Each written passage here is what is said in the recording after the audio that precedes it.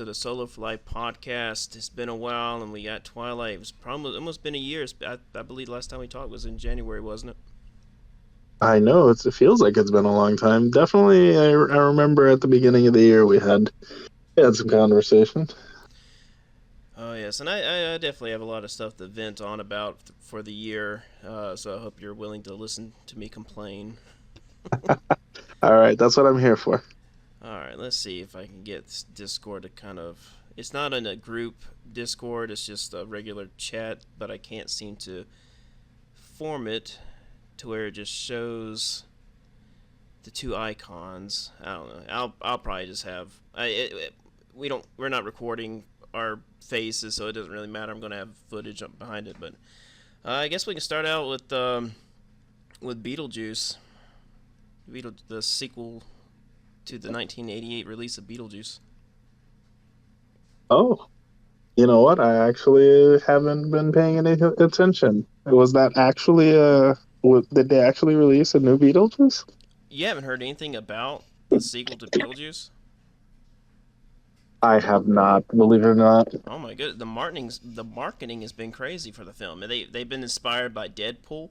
There's actually been a stream of just uplifting marketing lately because it all started with Dune with the whole popcorn bucket weird, the weird popcorn bucket, and then Deadpool 3 copied that with the whole Wolverine face with his tongue, the detailed tongue, and the very sexualized commercial of it, and then he just went on the branding on pizzas, Domino's, and doing commercials for the Bachelorette. It's been incredible, and all this stuff is on YouTube. It's not like I don't watch regular television, so I see all this stuff on YouTube. But then Beetlejuice is following up on that. Beetlejuice did a parody of Hot Ones, and they're doing a lot of shorts, displaying a lot of clips for the movie. They displayed the origin of Beetlejuice. They released I'm surprised they released that, showing what happened to Beetlejuice. I won't discuss that here, but I loved it. I watched it, and I've watched it several times already. I'm super excited for the movie because it looks brilliant. It looks absolutely brilliant. Oh, that's awesome. I mean, it's interesting because you know how YouTube and the algorithm works. Basically, if you haven't clicked on anything movie related or you're not searching any movies, you're not getting any movie recommendations in your feed. So basically all of the stuff that I get is either video game related or specifically Pokemon related. Oh, okay. Yeah, Yeah. can't remember where I first heard the confirmation. It was probably just from some news outlet or somebody I'm subscribed to. I'm subscribed to a few movie people, and I might have heard it through one of them, but I'm not 100% sure. That's probably exactly what it is. It's crazy the whole algorithm, the way that it works. Sure, it is feeding you stuff that you technically are interested in and want to watch, but like I'd like to know about a new Beetlejuice movie, Yeah, Just because I don't yeah, definitely just because check I it don't out. click on If you're a stuff. fan of the first movie, definitely look into this one. I mean, if you don't want any spoilers, I mean, there's definitely a lot. But I've been gladly watching. I actually don't really. I don't mind diving too deep into spoilers in terms of watching clips on YouTube. I'm like, oh, I want to see what that clip is about. Like the origin of Beetlejuice. I want to see that, and it gets me more hyped for the film. I mean, I'm like, okay, well, if they're willing to dish that out, what in the world is going to be contained within the film? It's like, oh, that's not a big deal. We got bigger stuff that's going to happen. I do like that. Sometimes it's a double-edged sword though, because you get the specific marketing people that basically give you the whole movie or Yeah. anything that could be important in the movie in the trailers, and then you watch the movie and you're like, wait, I basically saw the whole movie just from Yeah. watching the trailers. Yeah, and I tell people all the time, if you don't want anything spoiled, don't go on the internet. But however, when these trailers are made, you can see them in the theater. Therefore, it's kind of hard to avoid the whole format of the film, like Pet Cemetery, the remake. You can go to a theater and it basically shows the entire film in the trailer. And a lot of times, whenever I see a trailer and it looks like it shows the whole movie, I'm like, oh, well, I don't have to see that now. I just watched the little Uh, 5 minute preview, 5 minute right. speed run of the film. They're like, oh, okay, great. I Because got the experience that I needed from this. I don't need to go watch it now. I mean, after you watch movies for so long, you really start to see and speculate pretty easily on where those clips are in the film. Like, oh, well, that's clearly at the ending. Something crazy is going on. Why would that be at the very beginning of the film? It is a huge fight. It was a huge war between two groups. Oh, geez, I wonder where that's going to be. You know, like Infinity War, you saw a bunch of people fighting. Oh, well, that's going to be at the end of the film, clearly. Yeah.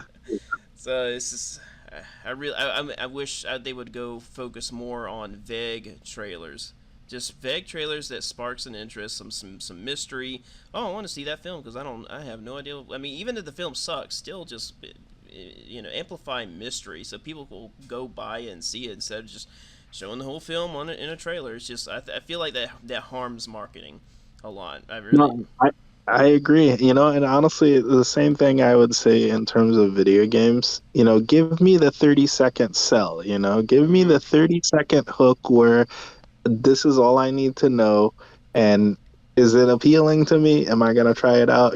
That's all I need. Like I don't need a full playthrough. I understand. I would like to see gameplay because I want to know what I'm getting into. But like in terms of what's happening in the game or the premise of the game or whatever it is that I need to do, just give me the 30-second rundown. I don't need more than that. I love I love teasers sometimes because a teaser is typically not what's going to be in the film. Like the Texas Chainsaw Massacre 3, I believe the trailer for that is a very eerie trailer of the chainsaw rising out of a pond and then no, I think it jumps out of the pond and then lands in Leatherface's hand, and it's so eerie and just out of it's just random that I'm like, man, I never seen the movie, but I imagine if I was growing up during the time that movie was released, I would definitely want to see it based on that trailer alone. Yeah, see that's when the marketing does its job. Yeah. You can remember a commercial like that. Just I mean, Right. same thing with commercials for products. You make them as weird and memorable as possible, so you can think, oh, I got that jingle stuck in my head, like Yeah. head on applied directly to the forehead, repeats like what 5 times. And then they make a follow up commercial saying, head on. Oh, I hate your commercial, but I love your product. That's good. Yeah, you don't remember that? No, I don't remember that, but that sounds like it's very smart. Geico had the best commercials. The caveman stuff. Oh my gosh, yeah, the Geico commercials were smart. Definitely memorable. Uh, Or the what do you call it? The Old Spice commercials, mm-hmm. like Yeah, with Terry Crews, or those were good, very yeah, that good. was great. Also, the whole background's changing while he's just talking and promoting I would watch that in high school. They would have those commercials. Yeah. One thing I wish video game marketing was a bit stronger. I feel like sometimes video game marketing is just not there. I felt like the Elden Ring marketing was definitely really good. But there was something cool that they did. I'm trying to remember. It didn't. I guess it didn't quite stick. I know Dark Souls 3 did a really cool VHS trailer, like it was made from the 80s or something like that. It had a really cool aesthetic. I really wish they would have released an alternative case for it, because I would gladly buy that and keep my disc in there. Oh yeah, the I think From Software usually does really well with their marketing. They give you the story teaser, of course. It's Mm-hmm. like, okay, well, this is what this is about. This is what the world is about, or whatever. And then they give you the gameplay trailer, and usually the gameplay trailer is great because it just shows you how your character is gonna move, or how your enemies are gonna move, or what a couple of weapon attacks or whatnot. And it Mm-hmm. gets you excited. You're like, oh Yeah. man, that weapon looks cool. I kind of want to try that. Just something simple. It doesn't have to be anything crazy. Just like 2 seconds of a person just like attacking with a weapon. It's like, oh man, or just a random armor set, that you Mm-hmm. see, or a boss defeating the player in like a crazy way with a grab or something. Yeah. That was yeah, that stuff is interesting and awesome. Well, they show gameplay. They show straight to the core gameplay instead of showing a bunch of cinematics. That's not really Yeah. gonna. that doesn't interest me at least. Like with Star Wars Outlaws, they just showed a bunch of slow walking and just very dragging cinematic moments. I'm like, this is really not selling the game for me. And then eventually they did Right. show gameplay, and I'm like, oh, that looks painful. I Yeah. I Like hmm, you don't like I guess in terms of a commercial or some type of marketing, you don't want to show the 100-hour journey. You just want to show hmm, like quick, bite-sized little things that are like, oh, this is something that's going to be, that you're going to be doing in the game or something. Just, I don't know, shoot some blasters, ride a hover bike, and do a little bit of parkour. Boom, there you go. Now yeah, in like 3 scenes, you already understand half of how the gameplay is going to be. yeah. Fill the viewer full of adrenaline when they watch that trailer. Like, oh man, I want that to be me in the game. I think Right. Yeah. Skyrim started all this whole slow walking stuff in the trailer. I remember that specifically when they first came out with the Skyrim trailer. It's just the dude walking slowly into the village, and it worked for the time. It's just then eventually every trailer wants to do it. Right. Like every open Yeah. world game, it just like shows over the shoulder slow walking. I know. I think Batman Arkham Asylum also did that, but I do like the Arkham series at But you least. know what, though? It worked in the context of that game because Yeah. they were showing you atmosphere rather than, mostly gameplay. It was more Mm-hmm. so trying to convey how it would feel to play the game rather than how it would look, I guess. I don't know. Hmm. How about that Concord stuff? Have you heard anything about that? I have not watched anything on it. I heard it's flopped pretty badly. I've Mm-hmm. sort of been paying attention to the discourse around it, but I haven't actually looked up any gameplay or anything. I just heard it was basically like you know, a reskinned Overwatch that's not doing anything, too interesting on its own, and basically forgettable. That's the general sentiment I've heard around it, but I can't say because I haven't played it or really watched any gameplay, so I don't Yeah. know. Yeah. I mean, of course, it's not a game that's going to draw to me, but from what I've gathered, is a $40 game that should have been free, and I think it's down to what 200 players last time I checked. Concurrent players, 200. I mean, that's ridiculous for a brand new game. Right, yeah, that's rough. Like you want to see high numbers, Yeah. especially a game that's Well, going to live and die by its player base. it came out at such a bad time too. It's not like right now is such a dead time for gaming. You got Black Myth Wukong that just came out and it's doing spectacularly well with millions of people. From what I understand, I think what millions of players, concurrent players on that game. Yeah, it was something like what 2.3 million players or something concurrently. But to be fair, I've also read that even though it is pretty popular in the West as well, that number is heavily skewed towards their Chinese base. So I Ah, heard it's more so like 85% of those 2.3 million players were literally in China. okay. So, that's still amazing, Yeah, obviously. That's a lot of people, and I'm glad that this is resonating with a lot of the Chinese players. But it's just interesting to think about because uh, a lot of times Chinese players don't have access to or cannot play most of the games that everybody is playing on a any given day. So this game was super big for them. hmm.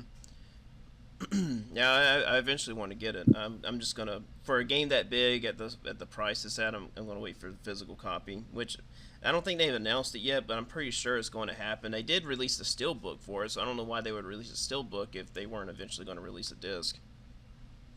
Yeah, I mean, for me, when it comes to single player games, I'm okay with waiting. Mm-hmm. It's not like the game is going to change at any point in terms of real material content between now and whenever I decide to play it. So I'm glad that a lot of people love it. I'm glad that it's gotten rave reviews. It just means it's another game that I get to add to the backlog. Uh-huh. But hopefully, it sort of moves up the list a little bit because of how, highly acclaimed it's been. Yeah, and I'm still debating on if I should get the Plucky Squire for digital or physical. I believe it's gonna. It looks like it's gonna be a $40 game, maybe. Um, but That game looks great. yeah, it's probably my most anticipated game of the year. Is there any price on it? It's got to have a price by now. Let me look that up real I would quick. assume since it's Oh, it's 30 so close to thirty release. dollars. That's actually a safe price, so I might go for Yeah, that. I'm just that's gonna. great. The great thing about waiting for physical is also that patches will be out by the time the disc comes out, patches will be done, and maybe that's something you probably would have struggled with would have been taken care of. Yeah, But I think in a way I'm okay with games releasing digitally first, and then people who are like super excited or they just can't wait for the game, mhm. they can get it day one and hopefully help smooth out the actual main release of the game. And it's interesting that we're talking about physical because I think there's a very nice trend towards physical coming back.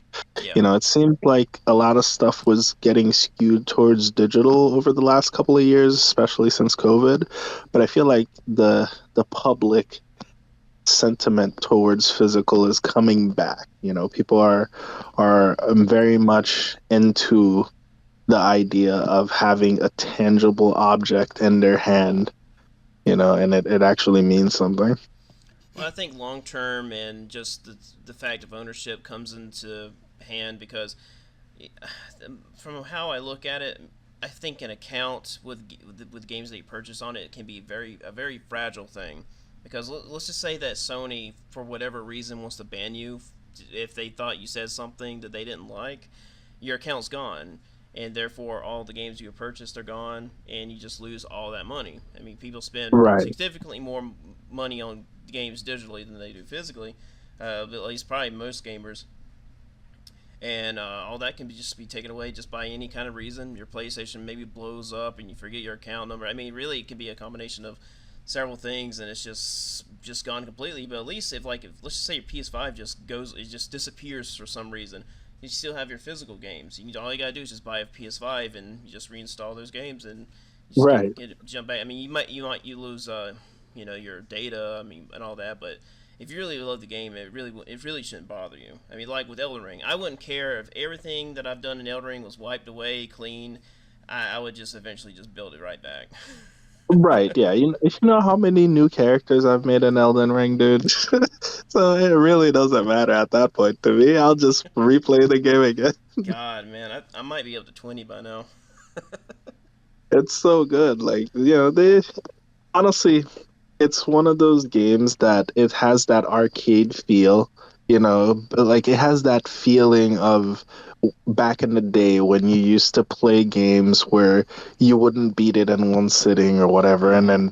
then like you didn't have a memory card to save, like you'll just restart and play a new save file, and sure, you're not technically doing that in Elden Ring, but it gives you that feeling that it's the type of game that you could do that in. Mm-hmm. And it's just the possibilities are so grand. I actually had to turn a leaf in Elden Ring recently. Child the Erdtree really kind of just woke me up. I walked in there and I was really hoping to study the boss fights and learn how they work, but I had to put in this perspective that these are in-game boss fights, and even the in-game boss fights in the base game took me a while to learn, and I, I I really just lost a lot of patience with the DLC, and I'm like, man, how long do I want to do this for? How long do I want to spend months just learning how to fight one boss fight while everybody has already completed the DLC multiple times over? You know what it is? in a way, I liked the way that they did the scatter tree things.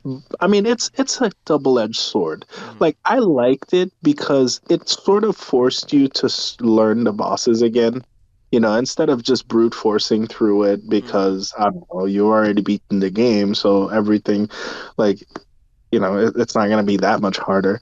But the fact that you felt like your character was still, sort of progressing and getting better kind of made it feel like you were playing a new file. Hmm. But I could understand the opposite side too. I could understand somebody who, I don't know, already put 500 hours into the game and they got like this crazy build and they think they're invincible and they're getting smacked around by these new bosses. Well, you gotta have to look at it this way. Whenever you enter this DLC, you gotta imagine your power being taken away.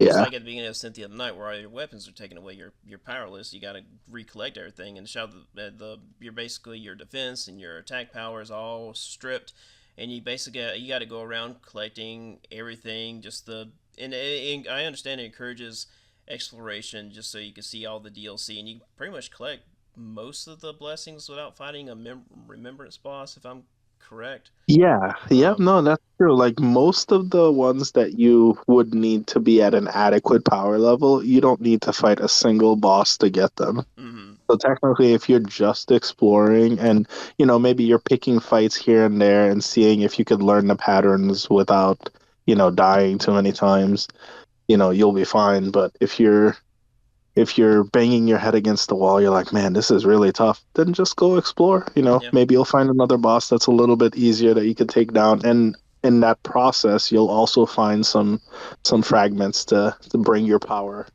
back to what it's supposed to be.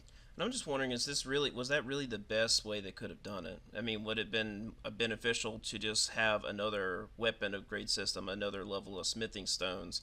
Would that have been just fine? And uh, I don't know. I You mean, know, um, I won't lie to you. At first, I thought that that could have been a better solution until I thought about, wait a second. If I had to collect a new level of smithing stone, I'd have to re-upgrade every one of my weapons that I had already upgraded mm-hmm. and keep enough smithing stones to upgrade the new stuff.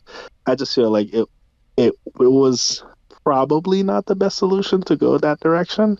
So perhaps the direction that they did go into was actually better because at that point, your character's power level and defenses is what's growing. You don't have to focus on individual weapons and all of that. So you're basically, everything is growing at the same time. So all of the stuff that you did put all of your effort into and all of the work into, in the base game doesn't feel like you have to put a whole lot of new work into it. You just level up your scatter tree level and everything is back to normal. Mm-hmm. I'm just worried So about the. Oh, sorry. no, I was just basically um summarizing the point, but yeah, it's basically that. I feel like at the end of the day, when I thought about it, I feel like the scattered tree system was the better idea, but again, it's probably subjective. Yeah, I'm just more worried about memorization of where these things are. I entered the DLC with my the third time I've entered the DLC, and I'm just like, where in the heck are these things are again? Am I gonna have to pull up? How many times am I gonna have to pull up a video on how to collect these things? In some areas, you just got to go all your way just to collect one. In some places, at two or three, and I'm all about creating a good flow of exploration just so I can get the stuff I need in order to have good damage output so I'm not fighting a boss for 10 minutes. I mean, of course, I don't want to kill a boss in 30 seconds. I don't want to be too crazy, but I just want it to be where I'm comfortable with getting back to where my build should be at that point on entering the DLC, just regaining the power I should have.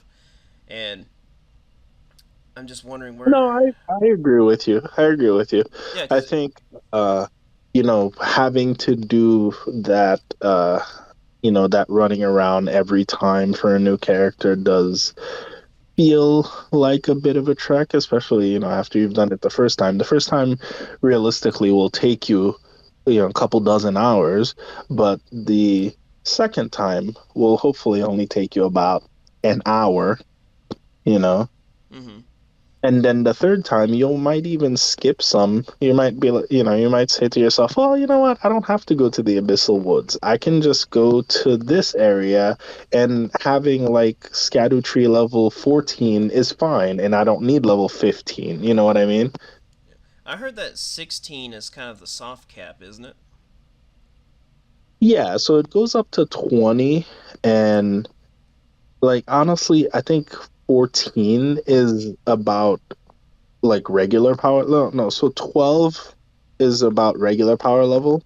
So if you're at 12, you're doing the same damage, and you're taking the same damage as you would say in game of the base game. And then about 16 is where you're like over the level. Oh, So okay. you're yeah. And So I really if think you get stuff like that. 12 is fine. Yeah, and I really think stuff like that should be explained to people more. I don't really hear people talk about that, saying, "Oh, going to 1620 is not really that important as long as you get to 12. Is that's pretty much where you were before you entered the DLC." Right. Yeah, a lot of people, obviously the people who speedrun the game, they know this. But the people who are just casually playing, or, just maybe are going into it blind, they don't Mm, know, you know. yeah, yeah. I mean, there's definitely a lot to learn in the DLC. DLC is its own kind of monster. You just got to relearn and figure out. Um, I I know the Dancing Lion really took me a while because it was just so incredibly different. I ended up really enjoying the fight. I don't know if you saw my video essay on that one. Um, I think I did watch that one. It's been a while though, but I mean, right? it's been a few months, I think, Yeah. maybe. I don't think it has been that long ago. But I got the footage, the exact footage I wanted because pretty much I killed the boss on the on the final attack. I think I got every single attack in, except it didn't finish the head slam frost attack. But I mean, it's still in the fight technically, so I'm gonna let that pass. Yeah. um, there might have been one attack that wasn't in there, but that was a really fun video to make. But and I wanted to make Edit. more. It's just I just kind of lost motivation because I was really hoping that some of these would just take off, but they didn't. Therefore, I just was like, I don't know if I feel like if I make these, I only get a couple hundred views. I don't know if it's really worth it. Yeah, honestly, you remember what we talked about. It's not super important to worry about uh whether or not this will, blow up versus getting your point across, and your view on, what you experienced, and the information that you want to put out there. It's one of those things where all you need is one video to sort of hit the algorithm the right way, where people resonate with it. Then they start, checking your other stuff out. So, Mm-hmm. you just make videos for yourself, and then Yeah, go from there. yeah, and I'm trying to look at it that way. I'm like, I'm just, I do need to just kind of keep trying until that one video where where, like you said, it does hit that algorithm just right, like just Yeah. perfect. And then all of a sudden, people are like, oh, well, he goes into depth about every single attack, which is something I still don't see these days. Is that someone talking about every single attack in the boss fight and analyzing it the way I do? If there is, I would love to subscribe to that channel and listen to it. There was one channel. I watched one of their videos. What they were doing was similar, but not quite. So the way that they did it was they analyzed other streamers. So I forgot what the name of the channel. I just watched one of their videos, but it was interesting. So they analyzed the one fight, but they didn't necessarily analyze it from just their perspective. They just analyzed it from, like, I don't know, 10 different people fighting this specific boss, and then they looked at it in an analytical sense, which attack killed, which players and how many times did they die, and all of that. So they kind of sort of compiled a video about um you know all of the different attacks that the boss could do, but only in the context of how lethal was that specific attack over, X amount of attempts between X amount of players. Hmm. So it was an interesting take. But again, not basically analyzing each attack for yourself, sort of watching other people play and seeing, basically what From Software does just with the data in the game. Like they know exactly what attack killed you and where you died and how you died. All of that data gets compiled and sent to From Software, and they know how to adjust things based on that. If they're doing like a patch or something, they're like, oh, all of these players are dying to this specific attack. Is there something wrong with this attack, or are players just, being dumb, or Yeah, that kind of stuff? I know one maneuver that really blew my mind discovering it, or just at least noticing it more often in boss fight, was the whole attack bypass, where an attack would have such a fast telegraph where you could barely even react to it. You would almost have to dodge it before the animation starts. And it was during the Dancing Lion fight where the bite attack would just get me almost every single time because I couldn't react to it. And I realized just simply jumping towards the back of the dancing lion and attacking, and then just kind of refreshing from there. And then I noticed, I was like, wait a minute, I've done that a few times with the boss fights. I'm wondering why I'm just now realizing that that's what I've been doing. Like with Margit. With Margit, it's a little bit different. When he jumps up into the air and slams on the ground, I run and attack his tail, and then I run away again. So I kind of had to do it twice to evade. I don't know, but also with the Lion Guardian, I have to attack him from behind to avoid his bite attack. I actually made the comparison. That's actually which I found interesting with the parallels with in design of the Lion Guardian and the Dancing Lion is the fact that I attack from behind just to avoid the bites, the fast bite attacks, and I found that absolutely interesting. Also, I do it with the Red Wolf Radagon. I attack from behind to avoid any attacks following up in the front. It's interesting that you mentioned the Lion Guardian because I was thinking the same thing when I was fighting Bale. I was like, dude, this guy is just like some of his attacks reminded me of the Lion Guardian. And I was like, dude, I've seen this before. I couldn't remember, like, right, during that moment when I was fighting it, but it came to me. And I was like, that's what it was. Because it has that specific, like, quick headbutt, attacks that were very, like, I remember those giving me a problem back on Dark Souls 1 days. Yeah, I've tried Bell a few times. I just get really annoyed by all the AOE fire attacks. I guess I just need to kind of look at him a little bit more because I know he's definitely a head. From what I've heard from everybody, he's definitely a head-based boss. But I don't know. I get really irritated by AOE's, just constant AOE's like the ancient dragons in Elden Ring, where they're just constantly spamming a bunch of lightning stuff that I can Yeah. hardly see. I mean, I love fighting the regular dragons. Those are my favorite boss types, and I'll just whenever I find one, I get super excited because I know how the moveset works. I can defeat them without rolling, without target locking. I think it's probably the fight I have mastered the most. I feel I have a lot of confidence. If I walk up to a dragon, more than likely I can kill it if I'm not too worried about not taking damage. But uh, I don't know if you've seen any of my dragon kill footage, but it's just the maneuvers. Like with Grail on the bridge, this maneuvering I have to do just to get around him, like with his fire attack when he's spraying the whole bridge with fire. There's a smooth little move I can perform where I just stand on the left. It looks really snarky, and I think it's really funny. I'm just gonna stand right here and he'll just run right by me and none of the flames will hit me. But there is a chance. I mean, the RNGs can, you know, there is RNG with that attack itself because he can get knocked off tracking sometimes. I wanted to see how consistent I could make it, so I did make about a 10-minute video of me fighting him and where nothing went wrong. But I have had other attempts where he still got off tracking or went too far off the bridge, and I just couldn't do anything with him because I'm like, well, I gotta make him disappear so he can reset.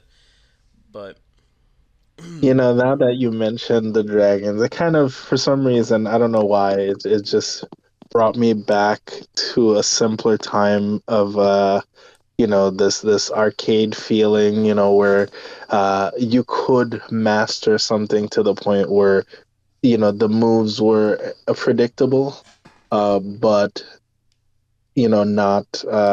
not too predictable in the sense that you didn't have to do any work, but predictable in the sense that you could you could read what's going to happen. It's very readable. mhm. And one game that came to mind is honestly very recent. You've been talking about it, is Order of Ecclesia, and those DS Castlevania games. Oh yeah, yeah. I ran into the first boss and had a lot of. I mean, it was such a simple boss, but I really had a lot of fun. Just just not having to worry about too many complex moves. It was definitely a I don't know. It was definitely a nice throwback. I'm like, man, I don't have to worry about this boss doing some kind of stupid vague move where I had to learn how to avoid it by crouching and maybe jumping and then moving to the left. It was just simply, oh, this boss is going to roll. I better attach myself. Use that little mechanic where you attach yourself to the little Yeah, bolt or whatever it is. Oh, and he's about to do his little tiny claw grab.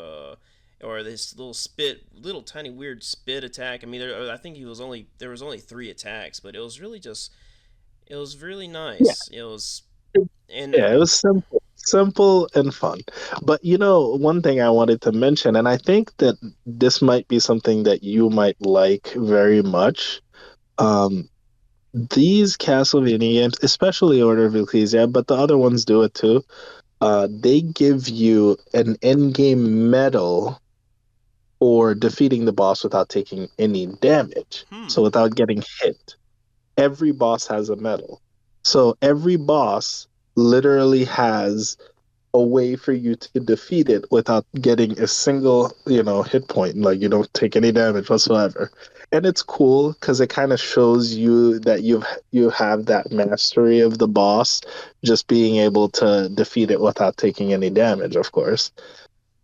I'm just I wish From Software could do stuff like that. I'm just wondering if they even care that people are doing those type of challenges. Like it's just something as simple as just no damage. I mean, I can understand the no rolling thing. I mean, I, Right, that's like a personal, the no rolling challenge. thing is so crazy.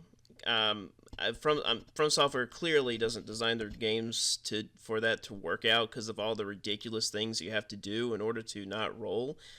And Yeah, so I can definitely understand. Oh yeah, I definitely don't need anything for that. That's definitely more of like you said, more of a personal thing. But right. with no damage, I feel like there definitely should have been something. And I agree, and honestly, that's one thing that I really liked about those Castlevania games, believe it or not, is just the fact that they reward you for, taking your time and learning the fight and executing it, to a level of mastery where they're like, "Hey, you deserve a medal," and you get the medal. It's actually a chest that literally opens up in the middle of the boss room after you defeat the boss without getting hit, and you pick it up, and it's a medal with that boss's name, signifying that you've mastered this boss. It's like it's a cool little nod. I understand maybe they don't want to do like a chest popping up in the middle of the freaking boss fights from software. Maybe it's obviously different, but they could do something, well, I mean, to they give could you a just little nod. well, I mean, when you kill a boss in general, items just pop up. I mean, they could just do that. You just defeat a Right, boss without just give taking you damage, you just get right an extra there, item. boom. Yeah. Like a cool talisman. Oh, you defeated Godric without taking damage? Here's a cool talisman. Yes. Oh my gosh, that kind of reminds me of Dark Souls 2 now. I don't know if you remember those two rings that you could get for like beating the game without dying and Mm-hmm. beating the game without using a bonfire.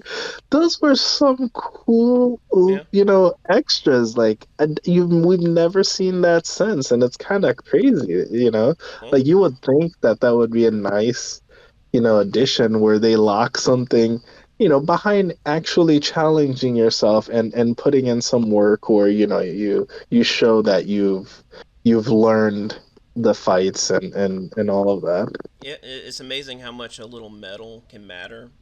Like with Yeah. Grand Theft Auto, you got those little challenges on there, and it says you defeat all these challenges, and or within time limit, you get all these gold medals if you do it perfectly, and just something as simple as that is just really nice. It's like you can just look back and say, "Oh man, I remember when I had to do all that. I remember when Right. this was the most challenging one right here." And even Little Big Planet gave you a medal or a little badge for beating a level without getting killed. I mean, you could take damage technically, but there wasn't a damage bar. But let's just say if you hit the fire, your stack boy would be like ah.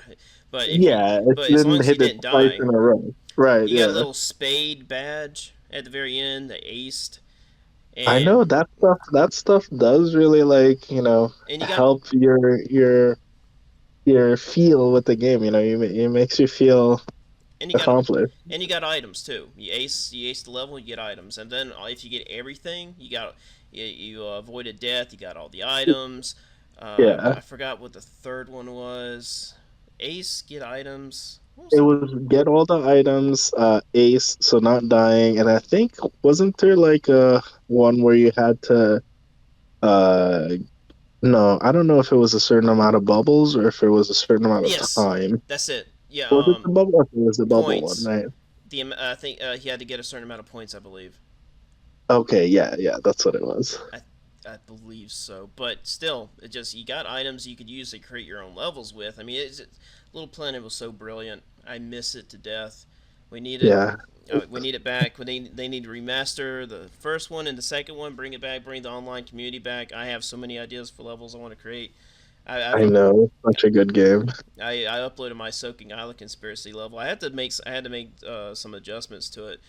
That was really fun to upload and let show other people. Oh, this is what I did way back. It was like this is pre Dark Souls era stuff, and Well, I I feel like Little Big Planet and Mario Maker were very, similar in terms of, mm-hmm. what you could do to make levels as interesting and intricate as you could, especially with your level design, philosophy. Yeah. I tried working on House of Frustration, but that level is so incredibly hard to work on. Because everything moves. If have you made anything in Little Big Planet in terms of level creating? I've done a couple, but like my creativity is not as as up there as a lot of people. Like I could never make levels like you did. Well, see, the House of Frustration. I'm hoping that one day I can get it uploaded. But like I said, it is really hard to work on it because I have everything on a spinning bolt.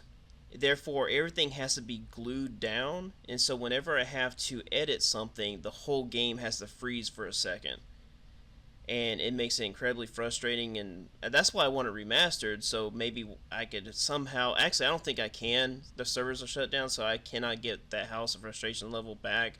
I would have to make everything from scratch, which wouldn't be too big of a deal. It would actually just help me refine things, but I would probably want to move on to other ideas. I'm really I, I hate going back to what old ideas a lot, so I just want to make something new, more than likely. But No, I feel that. since I do have those levels that are locked into that since Little Big Planet 2 was delisted, I had to get the physical copy in order to play it again, which is why I've been really harsh on digital purchasing lately because I have lost stuff, and Little Big Planet 2 was a big one. And so I want to get my levels, refine them to where I can where I could really where I could beat them without having to die, because right now House of Frustration is so difficult that I can't ace it. It is way too hard for me to ace it, so I'm making it easier basically. Well, I mean, that's all right. That's part of the design process. Sometimes, you go overboard without realizing it. Well, it's more of the game being buggy than my obstacles. You got the house spinning and it's conflicting with the wall attract gel from the Muppets DLC, and so the house is spinning and you're trying to stay on top of this mechanic that allows you to stick and climb up walls, but it's just not work. It doesn't work perfectly, and it causes it to be frustrating for the wrong reasons. And then when I get to an obstacle where it has spikes and you got these things moving along, that got so many components moving around so much, it just doesn't make a very consistent, rewarding experience. I definitely feel really bad for people that play that level, but I had to really respect them for going through all of it and beating it because I can definitely feel their pain now. I'm like, geez, this is rough, and also in the very first house, you have to wait for an uncomfortably long time, long moments. There's a spot where you have to wait for the house to spin just so the block can shift, and you got to sit there for probably 5 minutes not doing anything. And my new design philosophy is, once you learn how something, once you know how to master something, you should be able to just, as long as you can do it with precision, you can get through the level very quickly. But the way the house frustration level sits, it might take probably 20 minutes just to beat the level, and I don't like that. I want this level to Um, be able to be cleared in 5 minutes. That's kind of my goal, and the whole waiting around stuff has got to go somewhere. That's why I have a lot of work to do on it, but it is very difficult to work on this level. So I just need to get some motivation to work on it some more. But um, I might upload the original, yeah, but I'll just die a lot and it'll be a really long video. But I don't know. We'll see. yeah, I was gonna say, I guess at this point, are you planning on uploading it just as like a YouTube video to show what it was? Because like you're not able to allow players to play it anymore, right? Yeah, I mean, I thought about that point too. I'm like, why do I even care about how it looks right now? Because no one's going to be able to play it. And even if I even if a remaster came out and I had to make it all over again, I would definitely change it to where it was better. But maybe I should just upload it in original state and not even worry about dying. But it might not be very interesting. Yeah, yeah. I mean, maybe you would find it interesting because just so you can see what my design philosophy used to look like. Yeah, I mean, I'm always interested in seeing creativity. It definitely doesn't match up to what I made in Super Mario Maker 2. That was definitely my peak level design. Oh, I loved all your Mario Maker 2 levels, and like honestly, that there were some of the highlights for levels that I actually enjoyed playing in that game. It was definitely really fun watching you play them. I want to get a assembly annoyance upload on YouTube. That level is hard. I actually made a lot of changes to that one so it could run smoother. But that's one of my favorite creations. Do you remember that Oh one? yeah.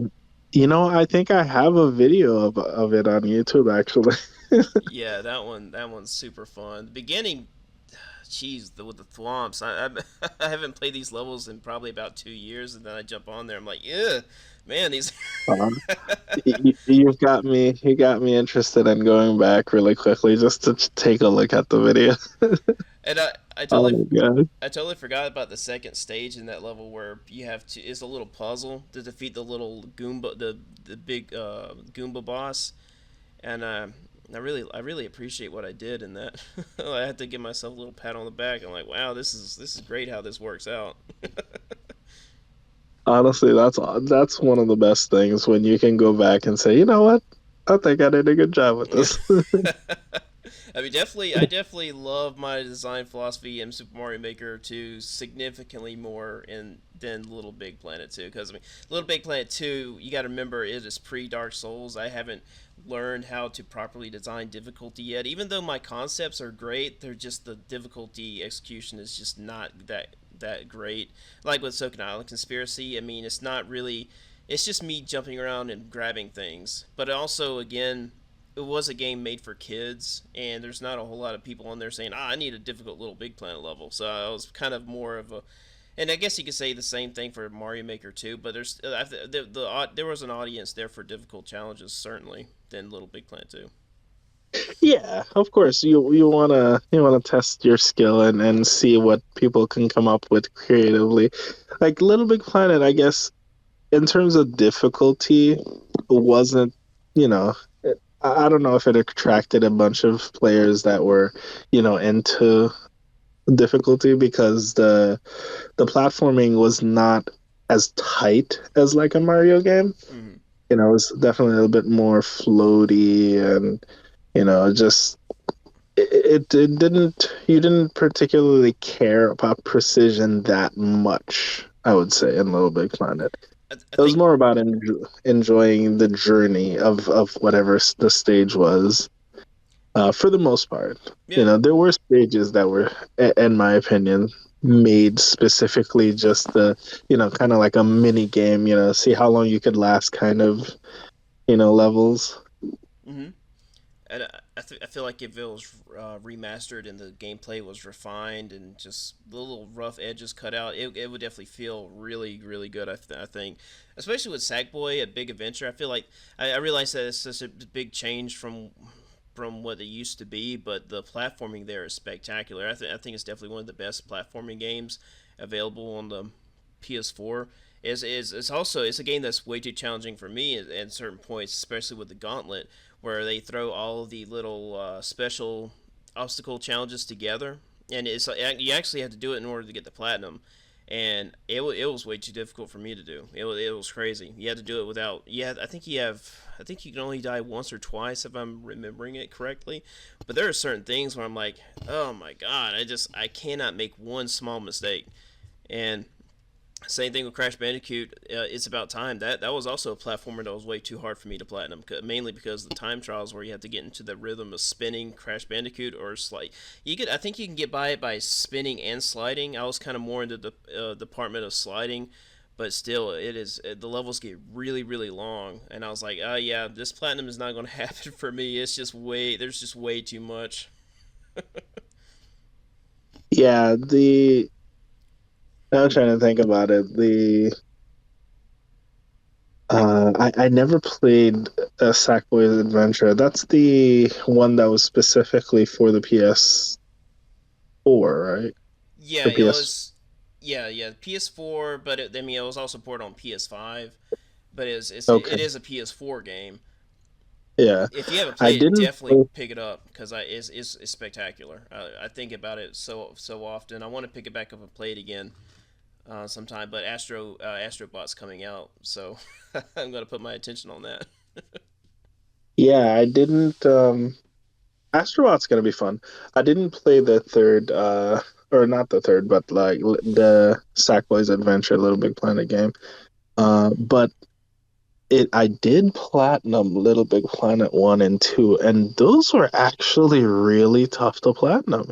Well, I mean, because it was online based, I got really lucky because I got I had to beg people to like my level up to 50 hearts, and that was the last one I needed, and I eventually Oh, did it. yeah. Yeah, I forgot you had to do that too.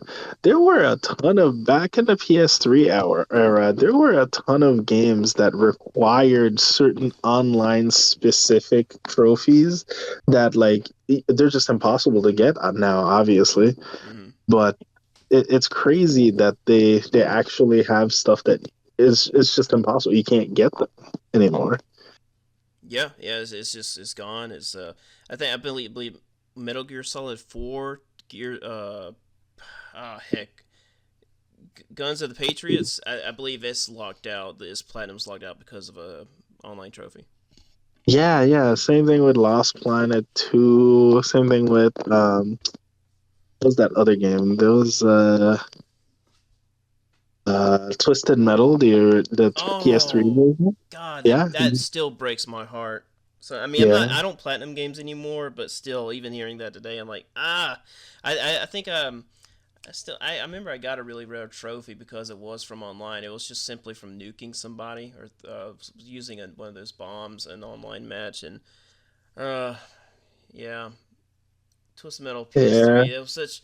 It could have been so good if they just didn't focus. I mean, I understand how important online can be, but they put too much focus on the online instead. They, I don't know. I've said this so many times, but it's just it really it could have been so great if they just focused on the single player more.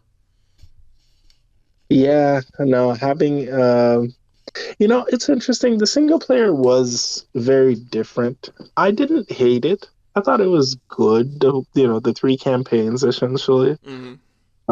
I just thought it just needed a little bit of refinement. But overall, I thought my experience with it was good. Yeah, I enjoyed it. yeah. I love the performance from the live actors. I mean, I was never repulsed by that. And you know, of course, I was nostalgic for Twist Metal Black, where I wanted the CGI cutscenes, but they actually did a surprisingly an exceptional job with the live actors, and it's just I wanted more. You only had three characters, and you have so Yeah, many vehicles, and you wanted stories for them, but there was nothing beyond Sweet Tooth, Dollface, and Mr. Grimm. You had Preacher on the side a little bit, but I don't think he yeah. even got a conclusion for his story from what I remember. And I wanted some stuff from Junkyard Dog, Ancient Stone, uh, you know, even I don't think Twister was in Twist Metal PS3, but there's just so many characters I wanted to see from again. And Marcus Kane Ah, is kind of in Twist Metal PS3, but he's not. It's not his scraggly self. Marcus Kane is supposed to be scraggly, homeless looking, but he's just portrayed as just a regular. You know, it's just Sweet Tooth's just regular looking self in an ice cream truck. yeah. Well, you know, they kind of went with the whole factions thing too, so that kind of, you know, added a different dynamic. Mm-hmm. You know, although now I think about it, the story mode didn't particularly like I mean, it was still faction based because, you know, that was the game, but I still felt like the actual story for the characters had nothing to do with the factions. So it was kind of, I don't know. There's definitely some odd choices, that's for sure. We're definitely. It's time for Twist Metal. We need the remaster Twist Metal 1 and 2, maybe even Black. That maybe we'll just get a surprise and just have Twist Metal Black remastered. But I'm just wondering how they're going to do it. I wonder if they would just reimagine the cutscenes instead of just trying to do exactly because I mean I believe that the way the cinematics are structured is just based on time restraints with because I believe they had a lot more in mind in terms of the cutscenes because there some moments are do have movement, but I believe that there was just going to be your typical cutscenes of the characters moving around instead of just having shots with zoom ins for most of the time. And that's another reason why stuff like Yellow Jacket and Cage, there's barely anything there because they ran out of time for the animate it. So I'm just wondering if they ever do remaster it, are they going to go with exactly the same, or are they just going to actually just reimagine everything to portray the story differently? Yeah, no, I'm curious as well. I mean, realistically, if they're gonna remaster it, they could just keep everything the same, just basically give you a nice coat of paint and go from there.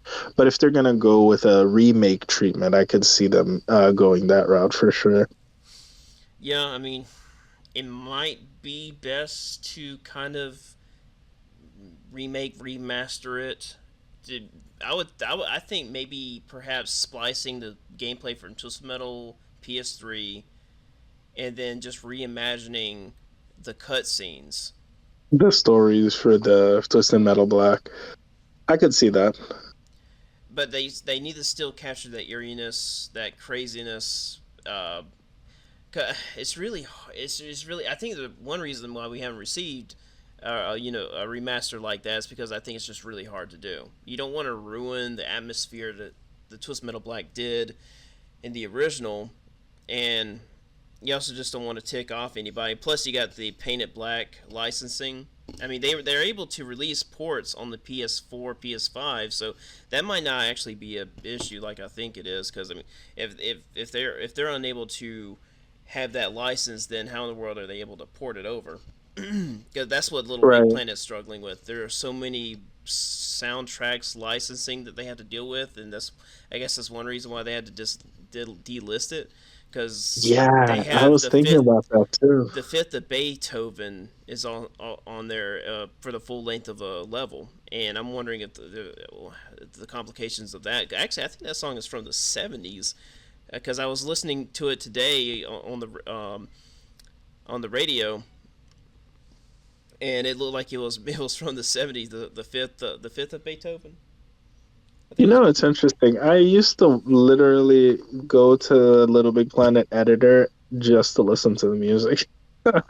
Oh, I really? would look, yeah, I would just switch to the level style and just to, play some of the music because I thought, the music in that game was really good.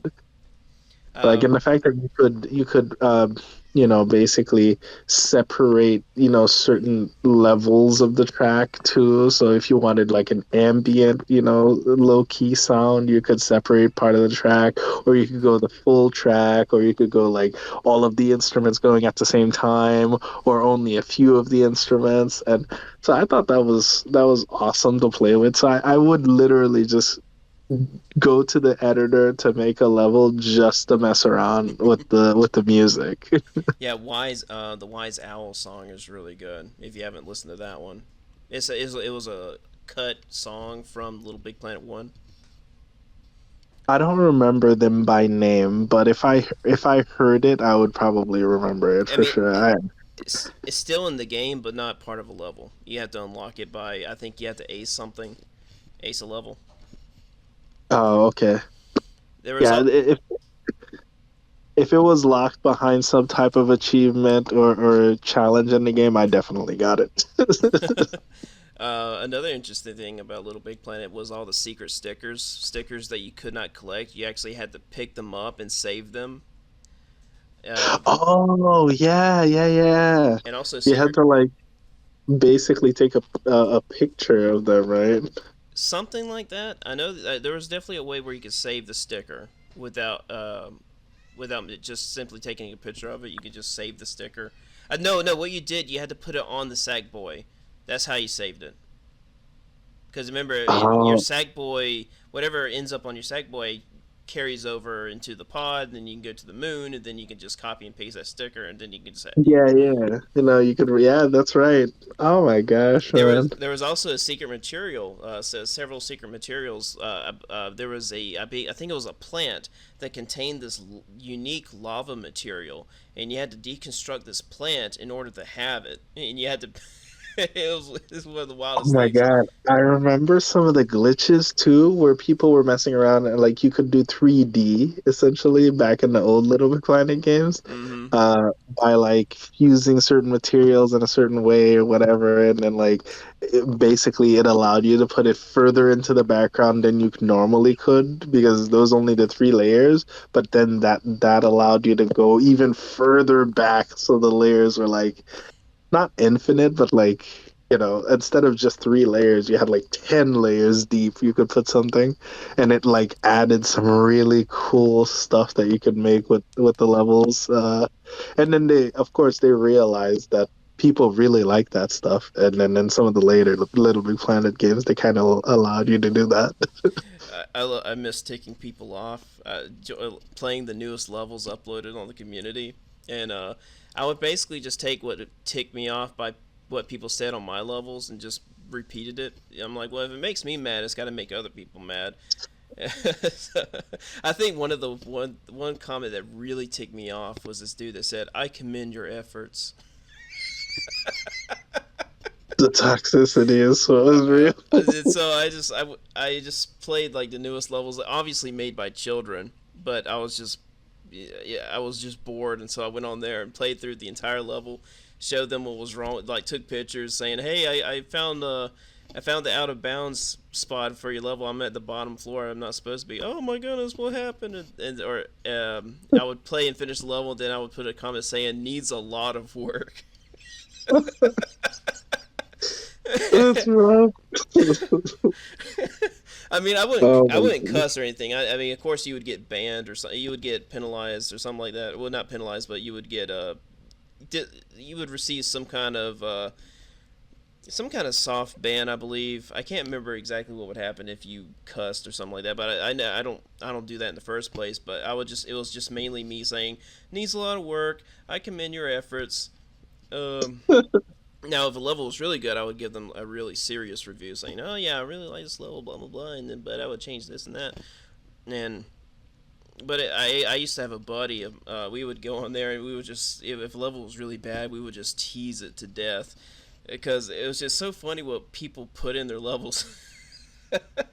The No, third oh my god. the third game you could create railings. You would Sackboy could put on this helmet and go through this railing, and someone this one level they had this ball of railing just looked like a knot because they were just they didn't know what refinement meant. And I remember playing it with my friend. I was like, man, look at that knot of railing. How in the world are you supposed to get Sackboy through that? It's just it just looks like a wad of hair. Yeah.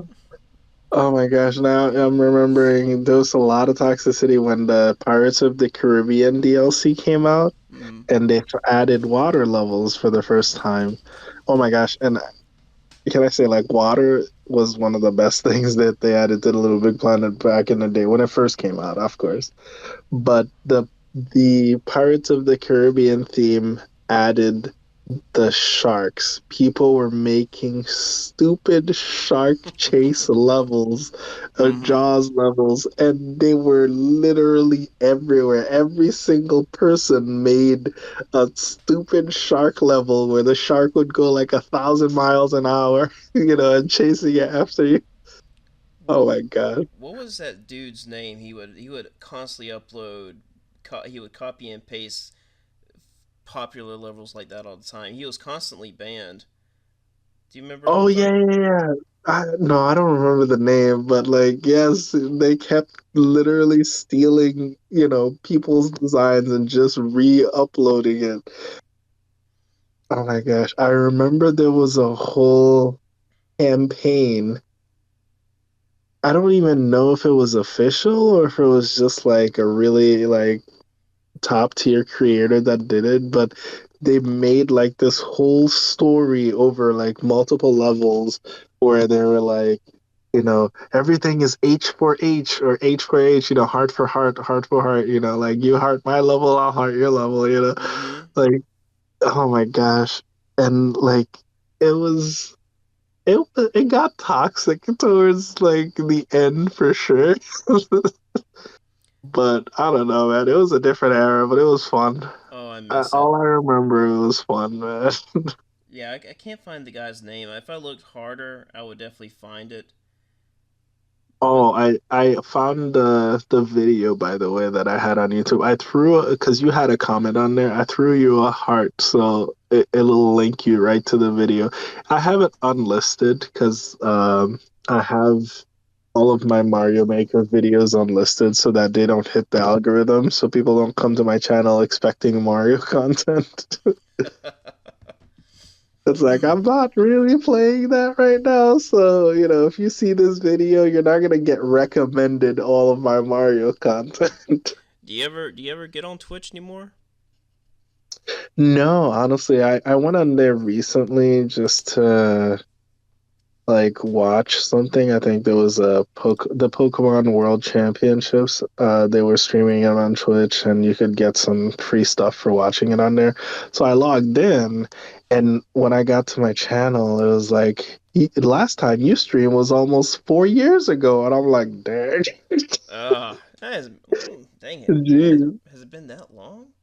it's been that long, man. Oh, But jeez. like I also sort of transitioned to YouTube after a while. Like, so technically, it was only like, we'll say 2 years ago that I stopped streaming because, like, I stopped streaming on Twitch and I converted to streaming on my second channel on YouTube for a little while. But then I kind of stopped altogether because, life got busy. But That's been my problem a lot. I mean, I haven't been able to do podcasts like I used to. Once my son was born recently, I've had hardly anything. I had hardly any time to do. what I want on YouTube.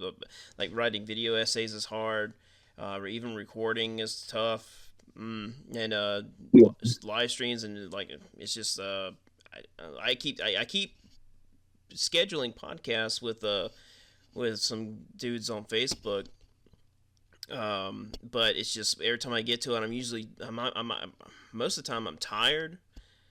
I'm like, all right, guys, let's jump on, and then I'm like, I don't know, man. Let me just play for 30 minutes, and I'm going to bed. No, I listen, man. I'm in the same boat. I hear you, dude. I mean, it is what it is, because we're at that point in our lives where it's gonna be like that, Yeah, you know. But who knows? Maybe obviously, as our kids start growing older and they require less of that, constant attention, and they're a little bit more independent. We'll start regaining some of our free time to do, the stuff that we want to do. yeah, and that's kind of what I'm waiting on. I mean, of course, my son's still in the very, very baby stage, and he's requiring milk every few hours still, and yeah, Yeah. I just can't let him go somewhere unattended. Right. I mean, of course, my No, other son, listen, I don't leave him unattended either unless he's going to sleep. But it's all part of being, a good parent. So oh yeah, yeah. it is what it is. That's what we got to do.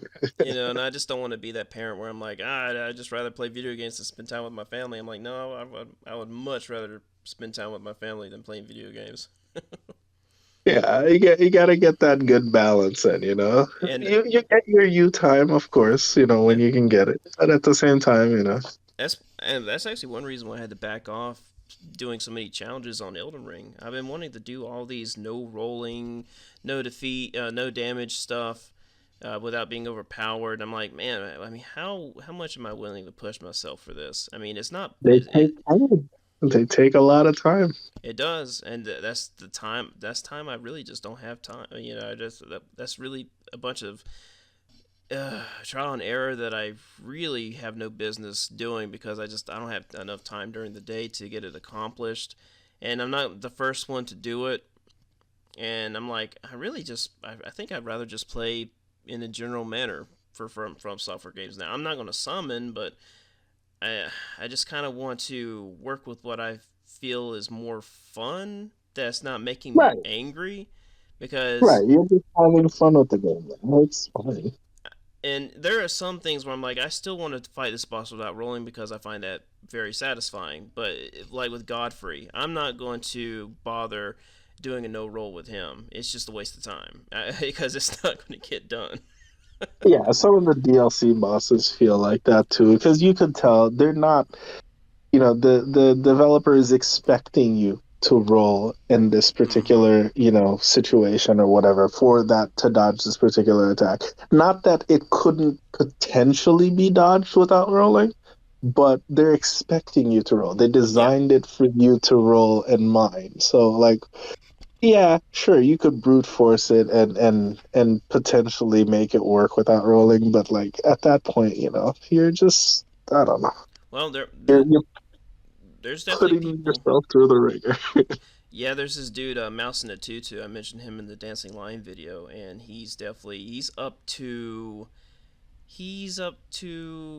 I think dang it, what was the last boss? He's getting a lot further than I thought he would with these boss fights, but it's definitely taking him a very long time.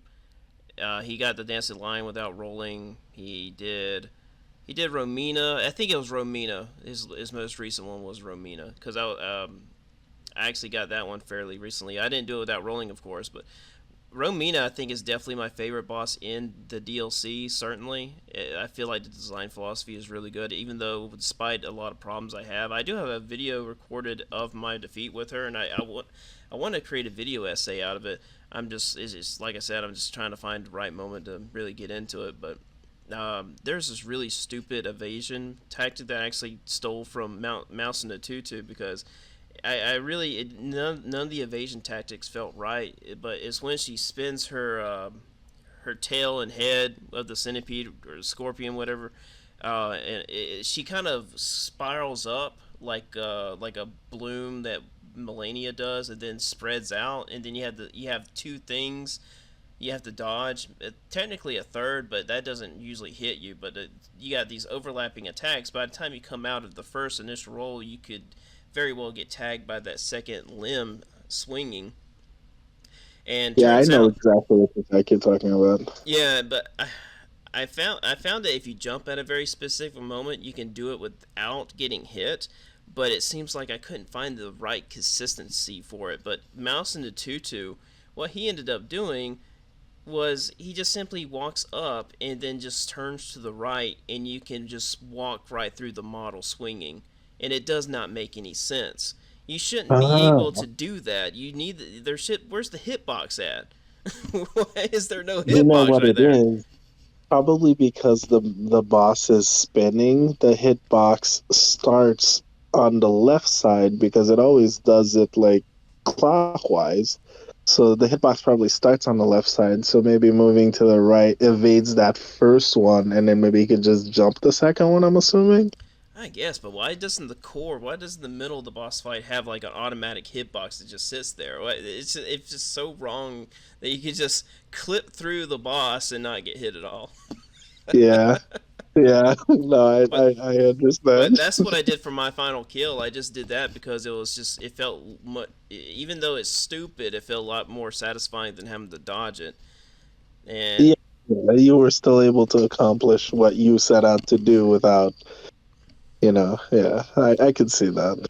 and I hated the AOE, the transitions into the second phase. You had to basically just rely on the stagger, and I had to switch over to a halberd type weapon where I could just thrust and run because let's just say I kind of assume it's kind of like a waterfowl situation where you know it's going to happen. You just got to You just attack have to enough. assume that it's gonna happen basically at any time after it hits a certain amount of HP. Yeah, so I don't like that, but it only happens once, and then the rest of the fight is amazing. But like I said, Romina was spectacular. It was fun all the way through, and I definitely will go out of my way just to fight her. I would probably just enter the DLC just so I could fight Romina again, and the Dancing Lion. I like Dancing Lion also, and probably I haven't fought Mesmer yet, but I'm hoping that I'll enjoy him as well. I like Mesmer's fight. So for me, a little bit of lore from my playthrough. I did things out of order. Oh, you did? Well, I don't know. I say out of order because obviously it was just how I was playing. I just kept going forward. I didn't like take my time to like fully explore an area. I picked a direction and I went in that direction until I couldn't go any further before I picked a different direction. So that was the way that I ended up playing the DLC. Mm-hmm. So, come to find out that I'm fighting Bale, the Dread, at level Scatter Tree level 4. Ooh. So I'm like, okay, well, I'm dying, obviously. Literally, I'm getting one shot pretty much every time, and I'm too stubborn. I'm like, come on, man, I gotta be able to beat this. So, like, obviously, I'm banging my head against the wall for like an hour. I don't even know how long it took me, but it took me a while. And then I finally got him. I finally beat him, and the way that I ended up beating him was by being able to actually tank one of the moves. There's that one move that he does where when he's in phase two. Actually, I don't know if this is spoilers. Did you make it to phase two, Bale, yet? Oh, I pretty much have already seen everything just by watching other Okay. videos. Okay, all right. So in phase two, he has this one move where he, you know, like does a quick jump back into the sky and then he does a sweeping fire breath to the side and then does another sweeping fire breath straight down the middle. That's basically like a full screen AoE. And the sweeping fire breath down the middle after the fire it has an explosion right after, like very hard to dodge for me. I don't know why it was when I was first fighting him. I could not dodge the side sweeping fire breath, the one where he does the the beam to the side and then he does the one down the middle, I could not dodge the side one. And I just kept getting hit by it. And if I got hit by it, the explosion from the middle one would always hit me. So that's a one shot every time. There's nothing I can do about it. So basically, what I did was I got to that point every time, and every time he did it, I died because I couldn't dodge it.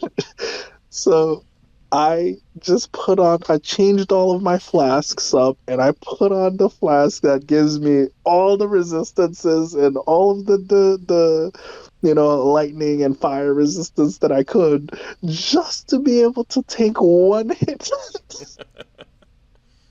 And then after I take the one hit, man, I was like, "This is it. This is my chance. I can do it." There you go. uh, and then I beat it. But of course, obviously, I've gotten much better at the fight now. I could go back and I don't have to, you know, do as much theatrics. I don't have to get hit essentially because I know the fight now. But the first time I was fighting him, I literally was there for hours, dying to the same moves because I couldn't dodge it. I just didn't know how to dodge it.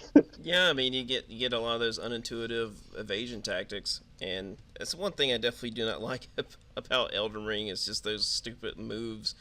Yeah, I mean, I think Waterfowl Dance, they could have done something to teach the player how to dodge that. I personally think that the intended way for you to dodge it is just to run out of it completely.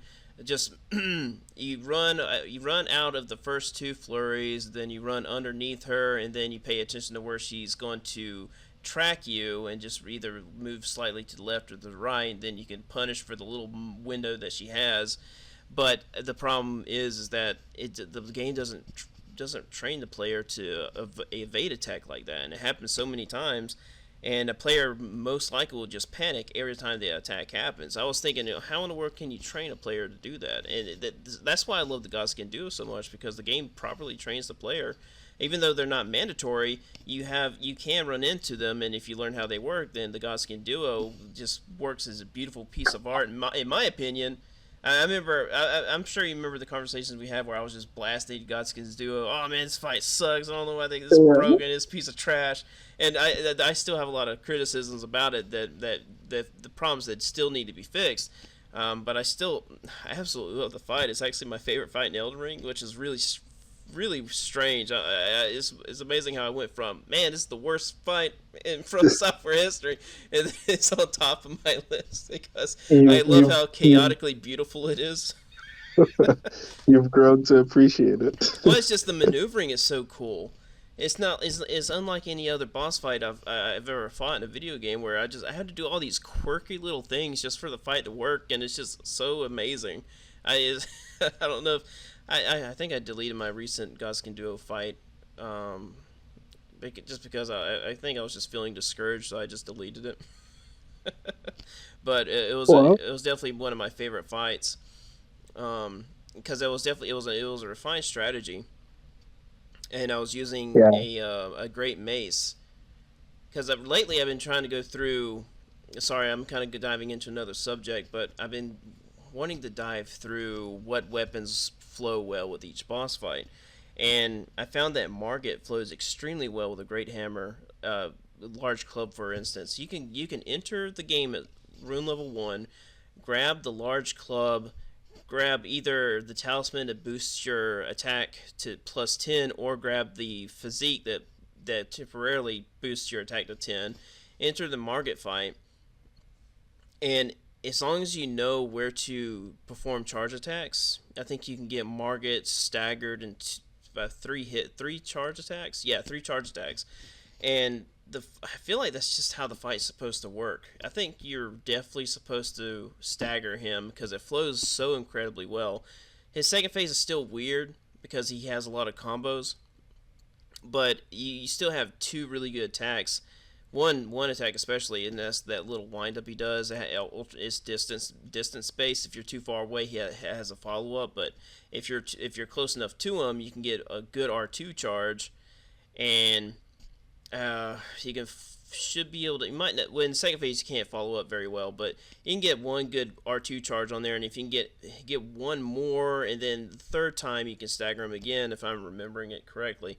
But you can just be rune level one with without upgrading the large club and do just fine. And I would struggle so much with Margit, and once I found that perfect combination, Margit, I look forward to Margit every single time. I went from hating Margit to enjoying Margit just because of that little change. Yeah, that's how I felt about the Crystallian bosses in the beginning, because I, of course, wouldn't use a blunt weapon. Uh, that wasn't my playstyle at first. But then, Mm-hmm. when I realized that the blunt weapons obviously, destroy their guard instantly, I, I look forward to those fights now. I'm like, okay, I just know I just need to stagger you, with a couple of charged hits from this hammer. It doesn't matter if I upgraded it or not, then, the fight starts flowing a lot better. Oh yeah, definitely. If you have the right weapon, and I believe each boss has his own combat flow weapon. Like I said, Margit has its stagger type weapon, mainly just the great hammer. Godric is more of a fast weapon speed type boss because you can't exactly recover very well when attacking him with a great hammer. At least in my opinion, especially when he initiates wind attacks. So I think Yeah, he whenever has those I think what AoE moves. yeah, and I think whenever I fight Godric, I just want to use a scimitar, something like a scimitar or a thrusting weapon, and then Nice. Yeah, I like that. I like the fact that you could feel like it's basically like dancing with the boss, essentially. right, and I feel like that's not that dramatic of a change. Nothing like the Consort Radon, or at least from the reports I've seen, where people pretty much had to stick with one type of build. They had to change their build so much just because their weapon wasn't working with the boss, with Radon, how Radon works, and So, yeah, Radon. It's interesting. I have a love-hate relationship with Radon, the final boss fight for the DLC. mm-hmm, On one hand, I think it's a very good fight, especially in the beginning. It teaches the player, how to fight the boss.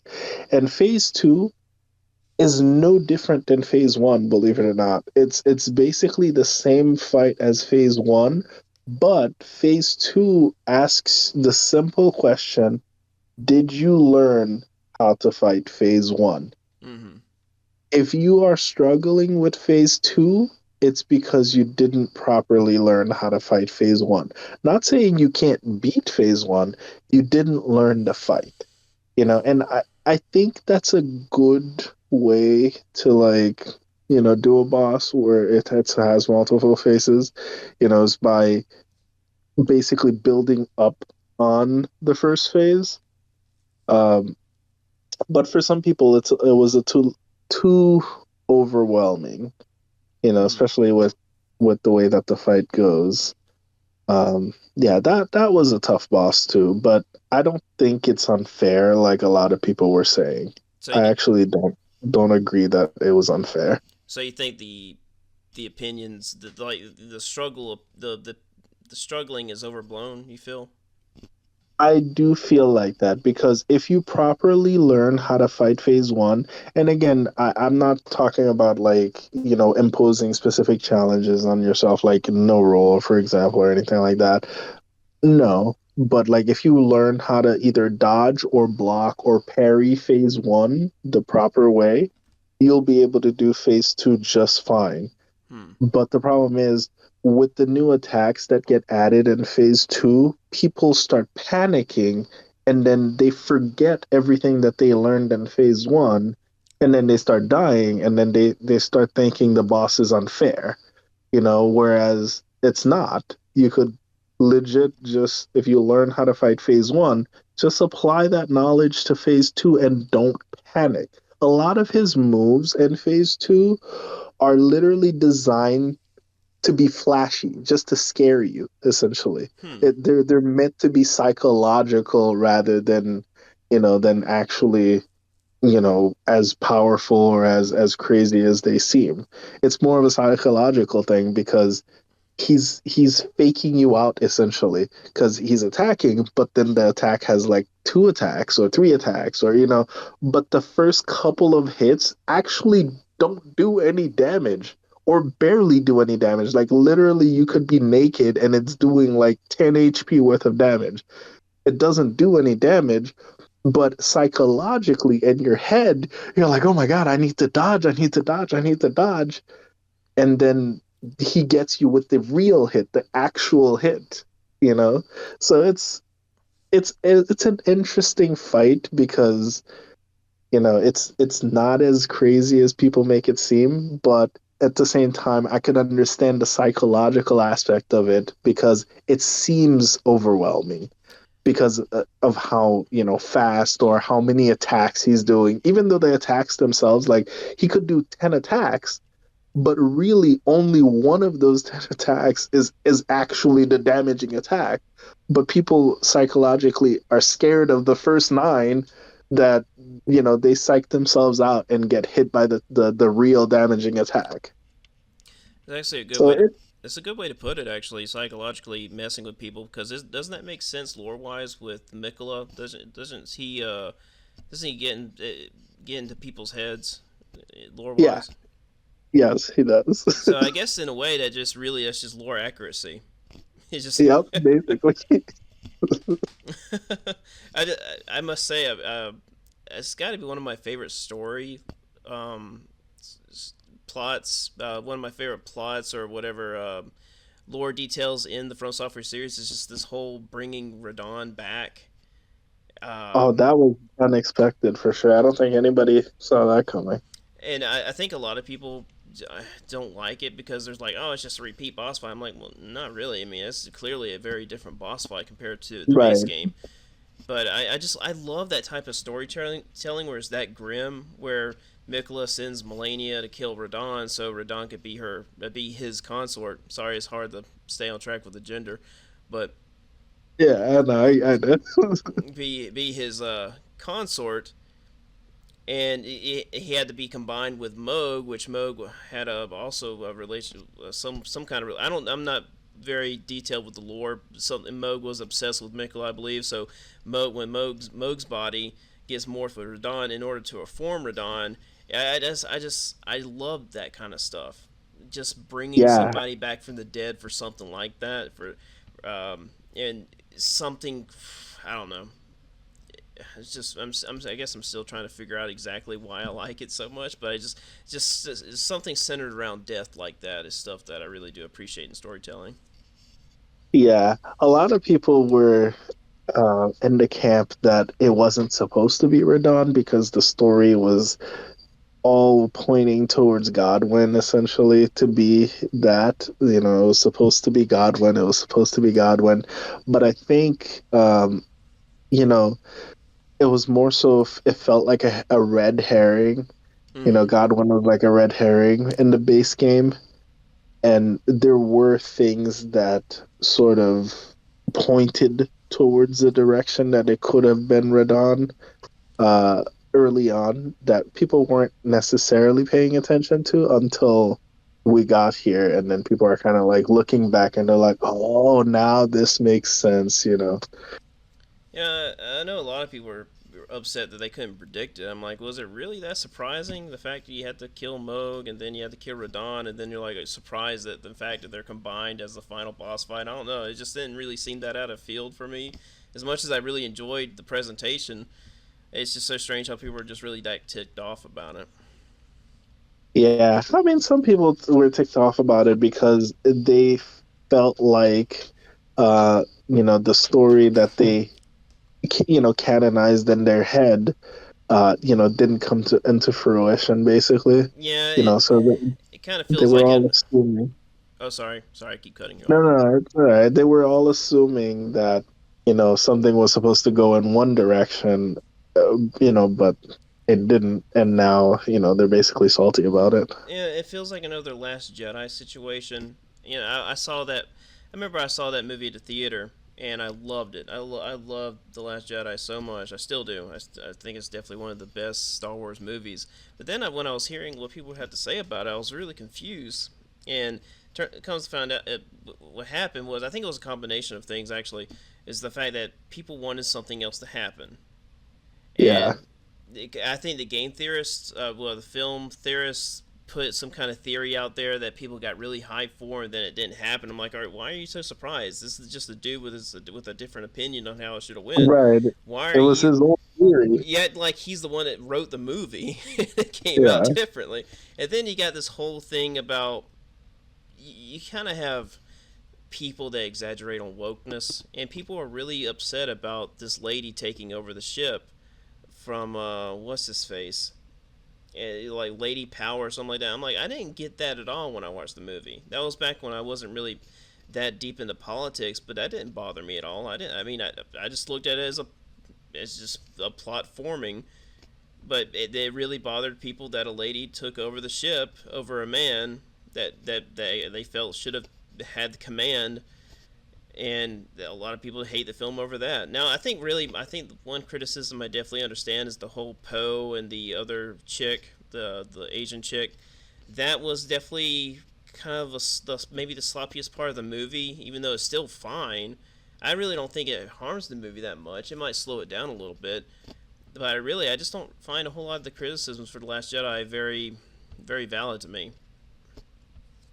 Yeah, I mean, again, you'll have the purists, that just they'll hate on something just because it didn't fit Mm-hmm. their narrative vision of something. Rather than appreciate what was given, they're just, they're hating on it because I don't know, it didn't line up with how they would have seen things. And then they start basically make this campaign about it, and then yeah, Yeah. sure, sometimes the loudest voices on the internet might not be the Yeah. most popular, but they're loud, so they seem like they're you know it's overblown essentially. Oh yeah, there's so many things are overblown on the internet. I mean, people getting ticked off about The Last of Us Part Two. People are still lying about that video game. Like, the fact they still think Abby is a transsexual, and that's not true. There is a transsexual in it, but I didn't even notice that character being a transsexual. Actually, I don't know if I wasn't paying attention, but it's not. I mean, I didn't even know. Like I said, I didn't even notice it. But the main villain is No, I not don't. a transsexual. I mean, No, I don't think it was anything like that either. I think they were just upset that Abby was jacked. yeah. Well, Yeah. what's so upsetting about a woman having that being that strong looking? Listen, man, we're gonna make a lot of the internet upset right now, man. Or I the mean, loudest part of the internet, at I least. mean, what the heck? I mean, women can get that big. I don't. I mean, I guess maybe people are questioning it because it's in a post-apocalyptic world, but I mean, you can still gain muscle. I mean, Right, I know. we That don't. just makes more sense at this point. Maybe they would have been satisfied if they showed her training or something. They said, what protein does she eat, consume in order to gain that much muscle? And then Yeah. they were bothered by the sex scene, which only lasts, I think, 3 seconds. They had to like it lasts 5 minutes, but it's only 3 seconds of a sexual encounter. Again, people will find things to be upset about. I remember the discourse around Demon Souls. Oh my gosh, the Demon Souls remake when they dared to change the design for something like I think it was like the Flame Lurker or something. Mm-hmm. They tried to make his face more uniform and kind of like fit their design style or whatever for the remake, and people flipped out. They Uh, were like, "This is not the Flame Lurker.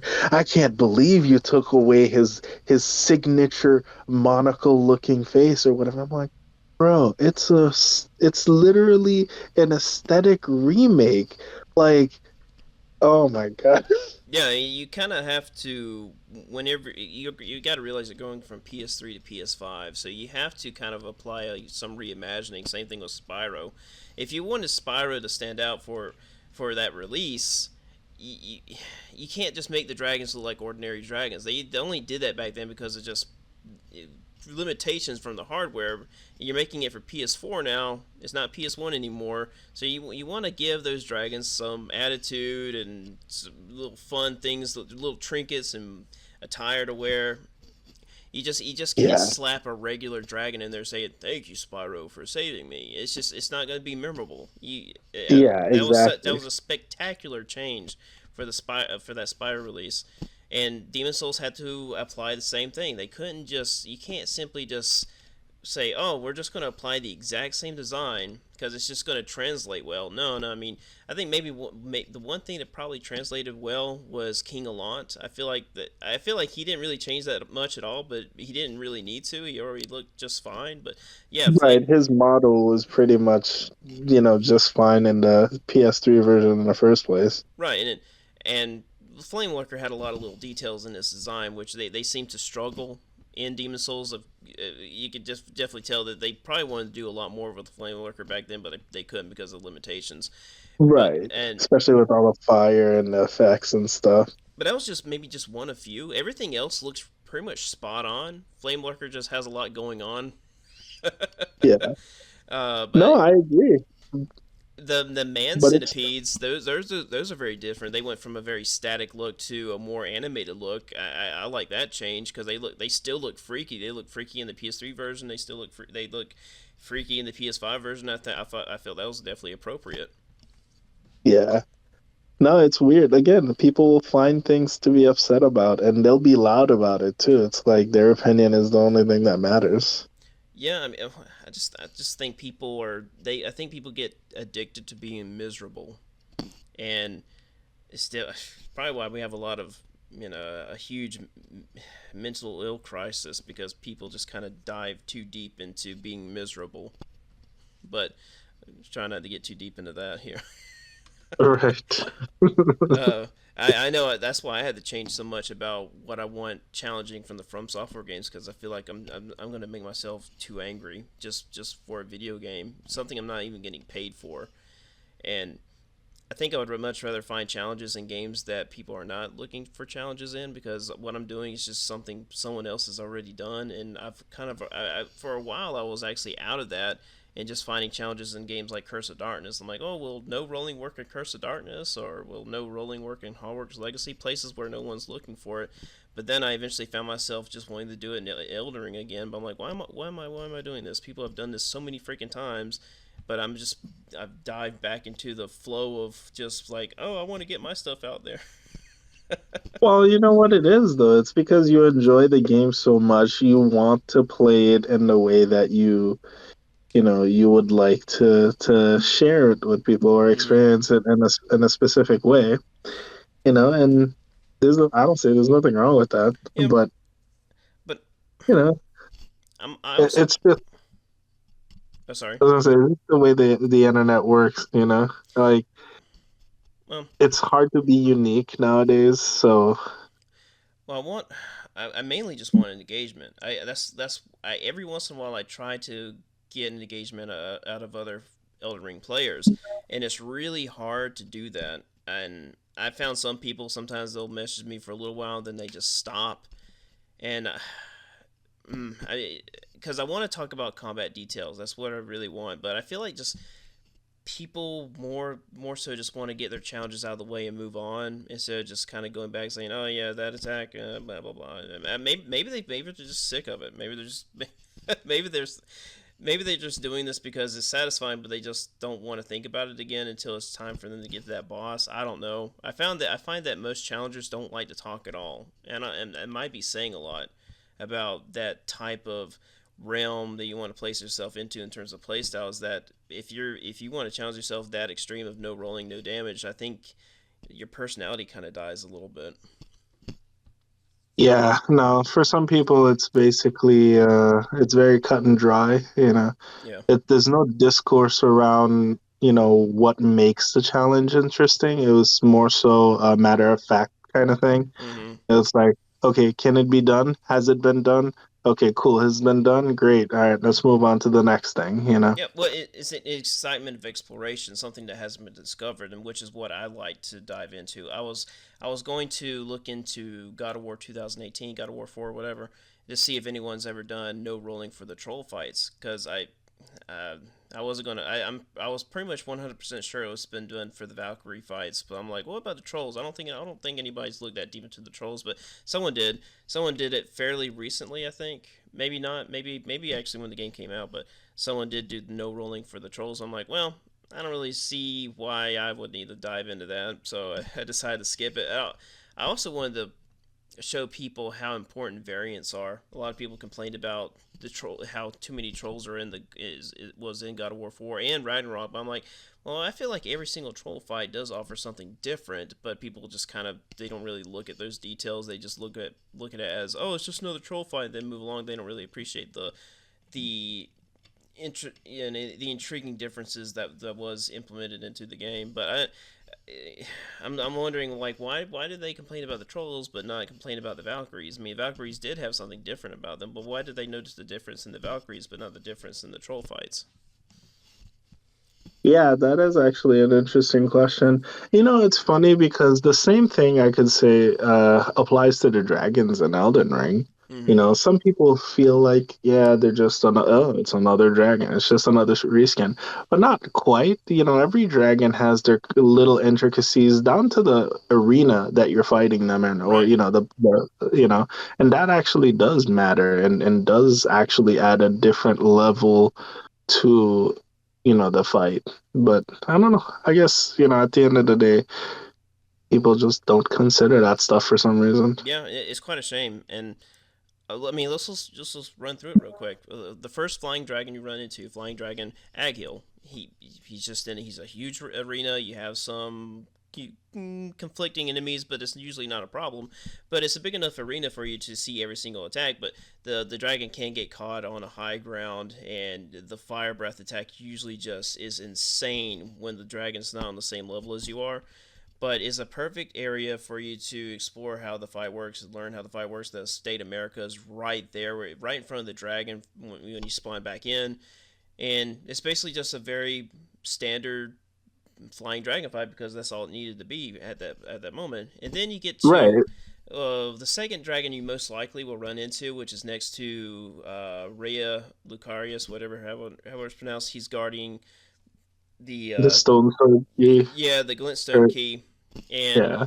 that fight is the only difference with that fight. The arena is basically the same, but the only difference is the elemental attack, mainly from it's just a spear projectile that the dragon shoots out at you. I believe that's the only thing that's different. I mean, plus of course you got the aesthetic differences, but he just shoots two, maybe two. It depends on it's distance based. It entirely depends on how far away you are. But you have that, and it's still a really fun fight. A little bit more health, I believe. And then the third one, it depends on which direction you go. You got one that actually does disappear if you attack it enough. That's where Ronnie is, the Ronnie's Yeah. tower. He that one disappears. Actually you need to fight that one and find the difference. I think its main gimmick is it's just the fact that it disappears and reappears later. So And surprise, he's I got the sword too. He creates that moonlight sword out of his mouth. That's like one key attack that he has that's a big difference. And the place where you're fighting him also, because it has a lot of different elevations, mm, does change the fight a bit. yeah, yep.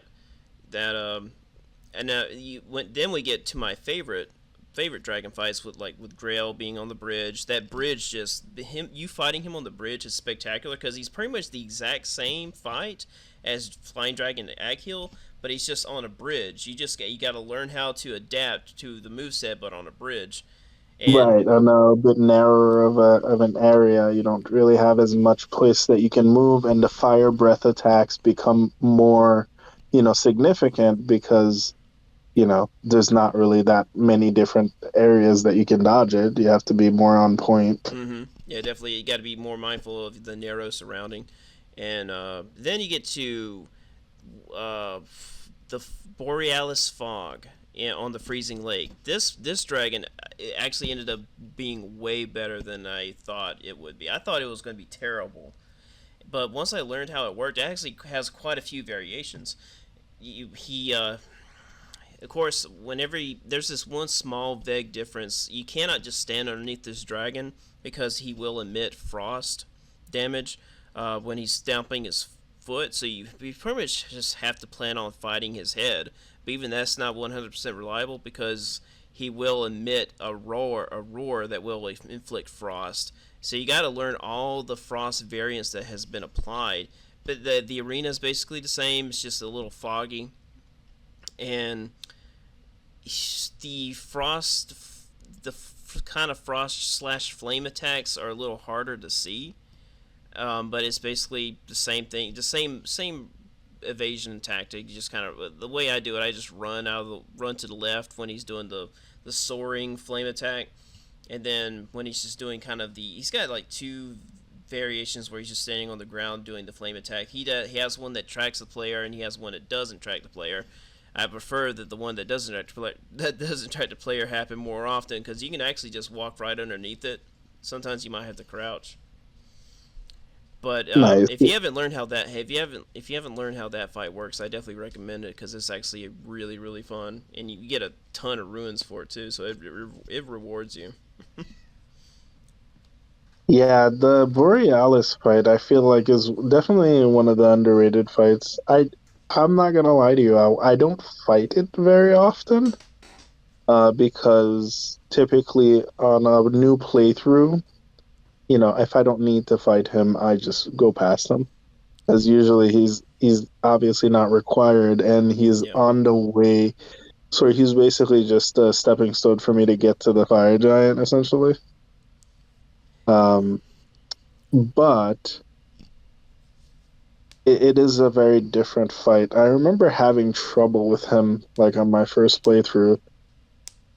I don't remember if it was because of the fog or if it was because of the different attacks, but I remember definitely having trouble with him. But I also remember because I, I didn't apply sort of any, restrictions on myself when I was fighting. Uh, I fought him dragon to dragon because my first character was a dragon. Um, so I was basically using breath attacks too. It was just kind of interesting, I guess. Yeah. I mean, I definitely don't recommend it to everybody to do it no rolling without lock on. I can understand it definitely takes a lot of time because I mean it took me a lot of time to do it, but I feel like it's very reasonable. I feel like the fight definitely flows a lot better if you don't lock on. I've gotten to the point where I don't lock on to the fire giant. I feel like that fight works so much better if you don't worry about having to have the camera adjusting to where he's at all the time because you need to be able to Because he's so understand where his big. attacks are. Yeah. Yeah. And Yeah, I agree. Certain boss fights definitely work better without locking on. I think a lot of people defend Dark Souls 2 in that manner, where locking on really just ruins the boss fights. So I heard one person say that if you lock on, you're pretty much initiating hard mode for Dark Souls 2 boss fights. I agree, but only for certain fights. There Mm-hmm. are certain fights that I feel like you do need to lock, or sorry, not necessarily certain fights, certain weapons. Using certain weapons, I do feel like you kind of need a lock on. Or for some reason, like your attacks don't hit the way that they're supposed to. Mm-hmm. But that's probably just because of the jankiness of Dark Souls 2 in general. Um, but yeah, I do agree. Like it almost feels like you're not supposed to lock on to a lot of the bosses in Dark Souls 2. I'm trying to. Right now, I'm doing I identify as a stray demon character. I don't know if you saw that live stream or not. But I started out technically as Vanguard. I got the great axe, and I only used it in my right hand like he does in Demon Souls. And I also had the Oh, the bunt stop. Definitely check out the live stream on how I fight some of the boss fights because it's pretty interesting. At least I thought it was interesting, just using kind of the spirit of Vanguard to fight these boss fights. And I ended it right where I'm going to transition into the Stray Demon, so I have everything ready to do that the rest of the stream where I got to fight.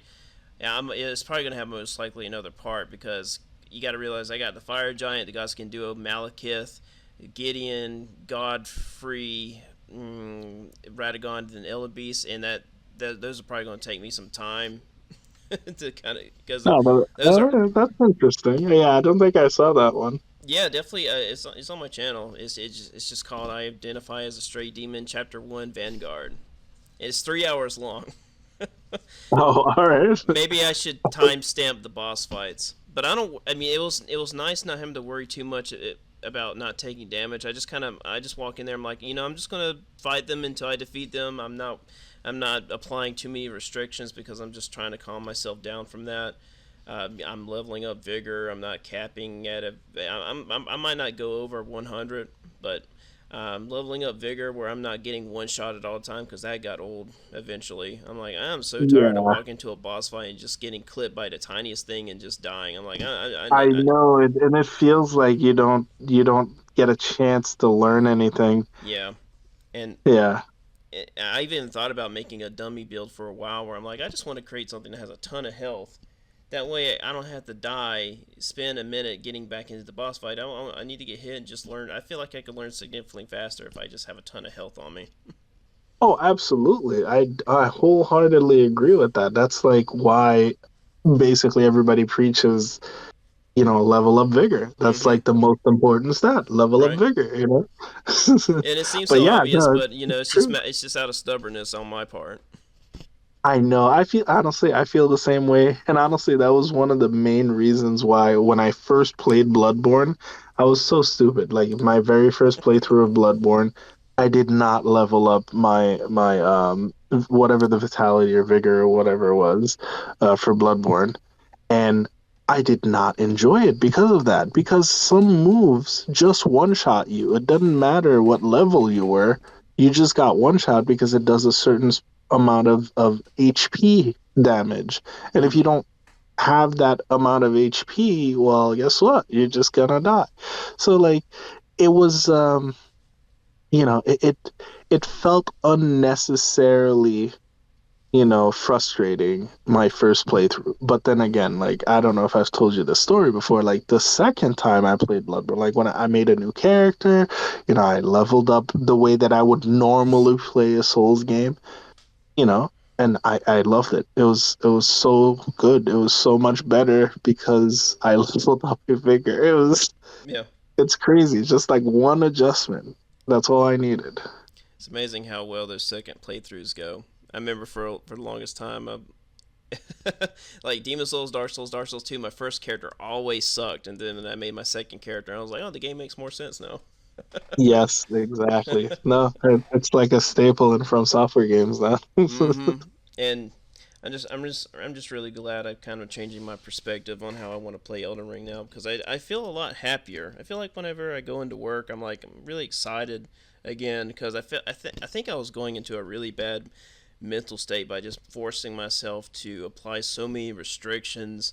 I think it was taking me to a dark place, and so I just once You I know, that makes me happy to hear, man, because like I know that you were pretty adamant about playing that specific style, which it's fine. It's fine to do that. But I thought that you would enjoy the game better if you loosened up a little bit and just played the game to enjoy it. And I'm glad to hear that that seems to be happening now. yeah, and just having fun with the stagger system and uh, using the physiques, the flask of the wondrous physiques, to help amplify the attack windows. I mean, because in Elden Ring they're a bit harsh on punish windows. So if I use the stagger system to my advantage, I can create my own punish windows, and that's such a spectacular design on Elden Ring's part. I mean, Yeah. it's like don't get the players punish windows, but give them the option to create your own punish windows, create that stagger rhythm, which is great for multiple boss fights. Like I said, Margit, I got a stagger rhythm for Margit that works really well. I got a stagger rhythm for Radon that works very well. God, And then it encourages more active or aggressive play. That mm-hmm, way you're not just sitting by and waiting for the perfect move to attack. You're sort of you know dodge, not necessarily dodging and weaving, but like sort of creating your own openings yeah, by being more aggressive, and it's great. I and love that. and creating your own breathing time. It's a moment Yeah. where the boss fight can just calm down for a second, just go through the repos animation. Okay, well the boss has got to get up. Maybe I'll attack. Maybe I won't. Just depends on the what's going on, and it makes the fights feel so much better than having to worry about every single attack you have to evade. Yeah, no, that little break, believe it or not, just a few seconds in in the middle of the fight feels so much better. That's honestly one of the best things about Elden Ring in comparison to like its previous, the previous From Software games. When you go back and you play some of those games, you're it's just like a back and forth. You're just kind of like pacing yourself, doing a hit, and then moving back, and then waiting for a second to do another hit. Elden Ring makes the fights feel more dynamic. Mm-hmm. And it's just a much better feeling. Like fighting bosses in Elden Ring is way more fun than fighting bosses in some of the previous games. Not necessarily because they were badly designed. It was just the pacing of the fight is very monotone throughout the fight for the previous Souls games versus Elden Ring feels more dynamic. It feels like, things are constantly changing and constantly happening, either with your influence, by you creating those stagger moments or all of that, or just by the cadence and the rhythm of the way that the boss attacks. Obviously they've learned a few things over the years, but Have you ever found yourself trying to jump in the other games? oh my gosh, it happened to me when I was trying to play Demon Souls recently. I was like, wait a second. Yeah, Demon Souls. That's where it happened to me too. Where I was trying to jump, like, why can't I jump? Is my controller broken? Yeah. Oh man. No, it you can really tell it's an evolution. The Elden Ring is an evolution of the Mm-hmm. Souls formula and in a good way. Well, before we go, I do want to talk about Astrobot. How much do you know about Astrobot? I mean, the only Astrobot game I've ever played was Astro's Playroom on the PS5. Absolutely loved it. I think that game should have like deserved some type of award, when it came out Yeah, or when the PS5 came out. So I'm super excited for the new one coming out on the PS5. I think it's going to be yeah. awesome. I think it's still definitely one of my top five favorite PS5 games. What's funny is Oh, 100%. Easy. one of my guests, Blake from my little Facebook group, he does not consider it a PS5 game because I don't know why, but he's just kind of on this fence where he says I don't consider that a PS5 game. Like why well why do you just want to delist that from being a Oh my PS5 game? gosh. It's No, for the brilliant. longest time. Yeah, for the longest time, I thought Astro's Playroom and Demon Souls were the only PS5 games. Everything else you didn't need a PS5 for. But those two games, yes, I felt like yes, they definitely made you feel like they were a welcomed addition, for getting a PS5. But Astrobot has been confirmed in this recent launch trailer that you will be able to use the Leviathan X from God of War 4. Oh, that should be interesting. And so I'm hoping that means that it's very likely that we can use the Saw Cleaver from Bloodborne because the Hunter does appear in the deals in the trailer. Oh yeah, that should be very So interesting. yes, I'm the curious all the little Easter eggs they're gonna add to this oh game because it was such a joy, man. Astro's Player was such a good game. and the level design looks spectacular. It just reminds me of a game trailer that I would see in the early 2000s that would get me so excited for a game. And I'm just glad that Yeah, we're seeing it. I hope the game is successful. I want more of it because we don't get enough platformers like it. I mean, Sackboy: yeah. A Big Adventure was the last game like that, and I feel like that platformers still have a good voice in gaming, and just it feels like the developers are afraid to make them, and they shouldn't be because they're really fun. You know what it is though? A lot of people are scared to compete with Nintendo. Because, Yeah. to be fair, like, they make like extremely good. Like the Mario games are so good. Like Super Oh, Mario Odyssey was so good. Super Mario Like, Wonder was spectacular. yes, that one was really good too. That was my So game it's of the like, year last year. Was it last year the game came out? yeah, yeah, it did. Man, spectacular final secret level. Oh my goodness, it was so good. Oh yes, that one was so good. The badge run. I was going, Yeah. I was going to do it with the elephant, without getting hit, but I'm like, oh, that's going to drive me insane. I can't do Oh my God, the hitbox! Like I remember there was like a one specific spot that was just so hard, like with the spinning fire bars or something. I don't remember. Oh, the spinning fireballs. Uh, I mean, that was it requires a rhythm. There is a rhythm to it. yeah, You just cannot forget it. You cannot, when you step in there, you got to remember where that rhythm is. yeah. But that was good. That was such a good game too. So it's like it's hard because Nintendo creates such good platformers that are they feel timeless. Hmm. So you really got to step up your game if you want to make something that's going to compete with them. And it seems like the people that made Astro's Playroom and Astrobot are they know their stuff and they're Yep. going to make something special. And they can make their own little. Definitely, they could create their own genre out of this. Just fan service platformer. Right? Yeah, that's basically what it is. Yeah. Honestly, all the little Easter eggs, kept me coming back because it kind of, it was like a trip down memory lane, kind of. Oh, imagine you enter a level, and you get inside an ice cream truck. Oh my gosh. You have a little mini vehicle combat twisted metal segment. Oh my goodness! I mean, That would be so good. I'm like, oh, this is my favorite PS5 game now. This it. This got me. Yeah, no, honestly, it has a good shot at being nominated for some good stuff, especially if it turns out good. Obviously, we haven't played it yet, Hmm. but I have faith.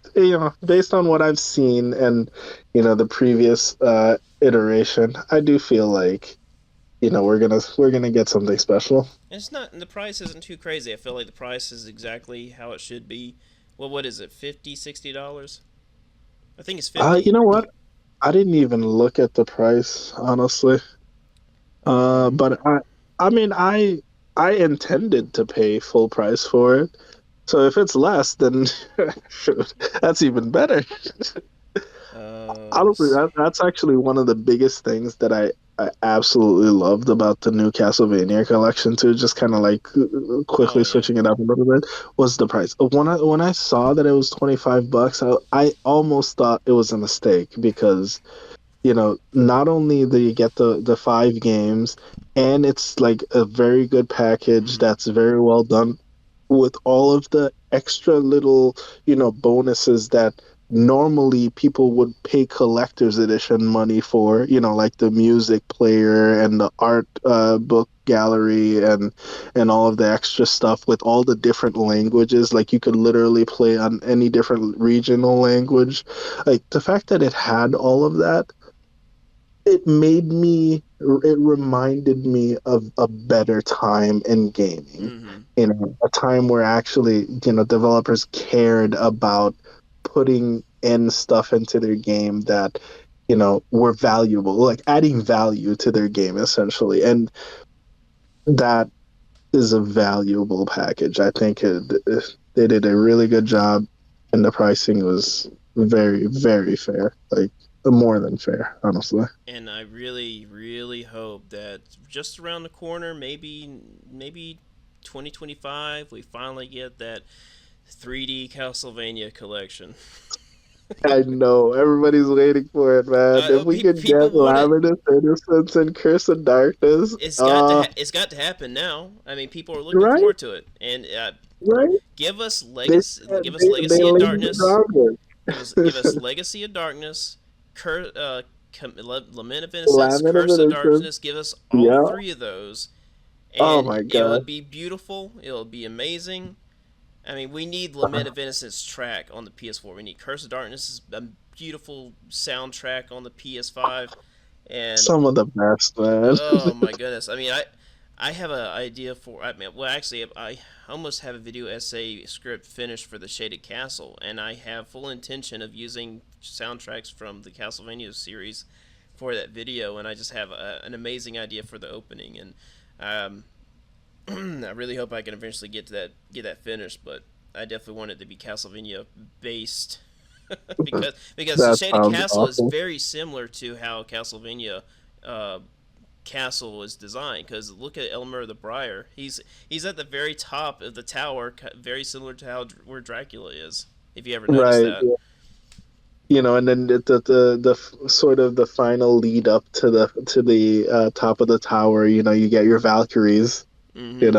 which makes sense too. And then the beginning of the area is all, either poison swamps with zombies, and it makes sense. I could see it. You just don't have the drawbridge.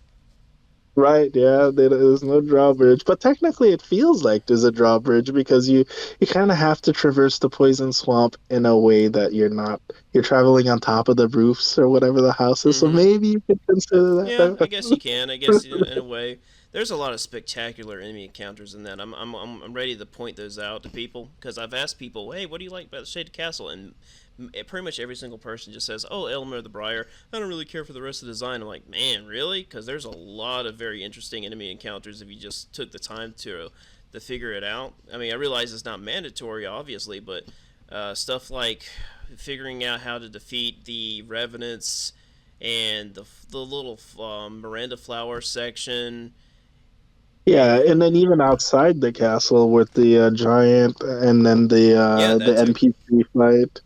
Yeah.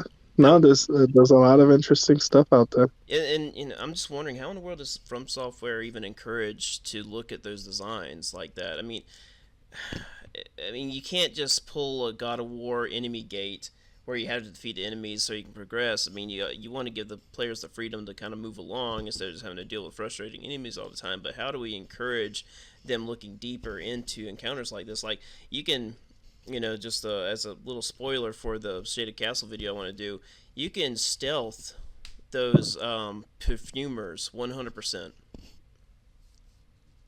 Oh, that's awesome. I Yeah. think um I think I knew about at least one of them, but I didn't think you could stuff the one that was all the way at the end over on the side, but It took a maybe you can. lot of observation, but it is possible. Very, very possible.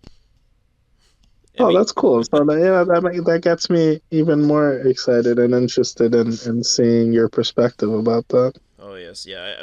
So hopefully that'll motivate me to finish that video because I definitely want to share that with people to show them, hey, look how cool this is. Yeah, I like that. And it's those little things, the way of playing an area or the observations about the level design, that is just that's interesting. People don't take a second and step back and breathe the air and look at the scenery enough in those games. Yeah, I feel like people would appreciate video games more if they took the time to look at stuff like that. I feel like a lot of people just kind of want to breeze through video games, then they just kind of have a very stagnant opinion on how the video game was, and that's why I can't trust journalists, mainstream journalists, because they work on that same level where they just want to fly through the game and they don't stop to really look at stuff like that. You can find Yeah, stuff like that everywhere. Even in Grand Theft Auto, Red Dead Redemption 2, you can find really cool design encounters. Even in Days Gone, if you just decide to, there's this one house in particular in Days Gone where I just decided to take out every enemy with a knife and using stealth, and it was spectacular. It was just a small part of the game, but I remember it because of just how much observation I had to use. But I also feel like people just don't have the patience for it, unfortunately. it's internet culture. It's unfortunate, it's almost like that TikTok generation, they want that dopamine, that instant, Mm-hmm. things need to happen right now, right away. I need to get the information and digest it as quickly as possible so I can move on to the next thing. It's unfortunate that, that's the majority of the internet at this point in time. But you know what? That doesn't mean that, people like us can't enjoy the stuff that, the developers put in work and Right. the and still. Yeah, and I mean, we can always just share stories like we are right now. Like I'm just telling you, what I experience here and there.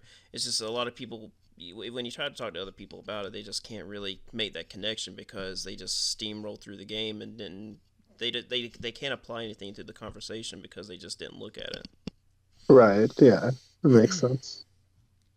But I believe we'll end it there. If you want to stick around after I stop recording, um, but I definitely appreciate you being on. And hopefully I can get back into the groove of this. I think probably Friday nights and Saturday nights are probably the best for me to do this because I mean I don't like doing this stuff on a work night. But um, like I said, I appreciate you coming back on. Yeah, man, absolutely. It's always fun. All right, we're going to end it here.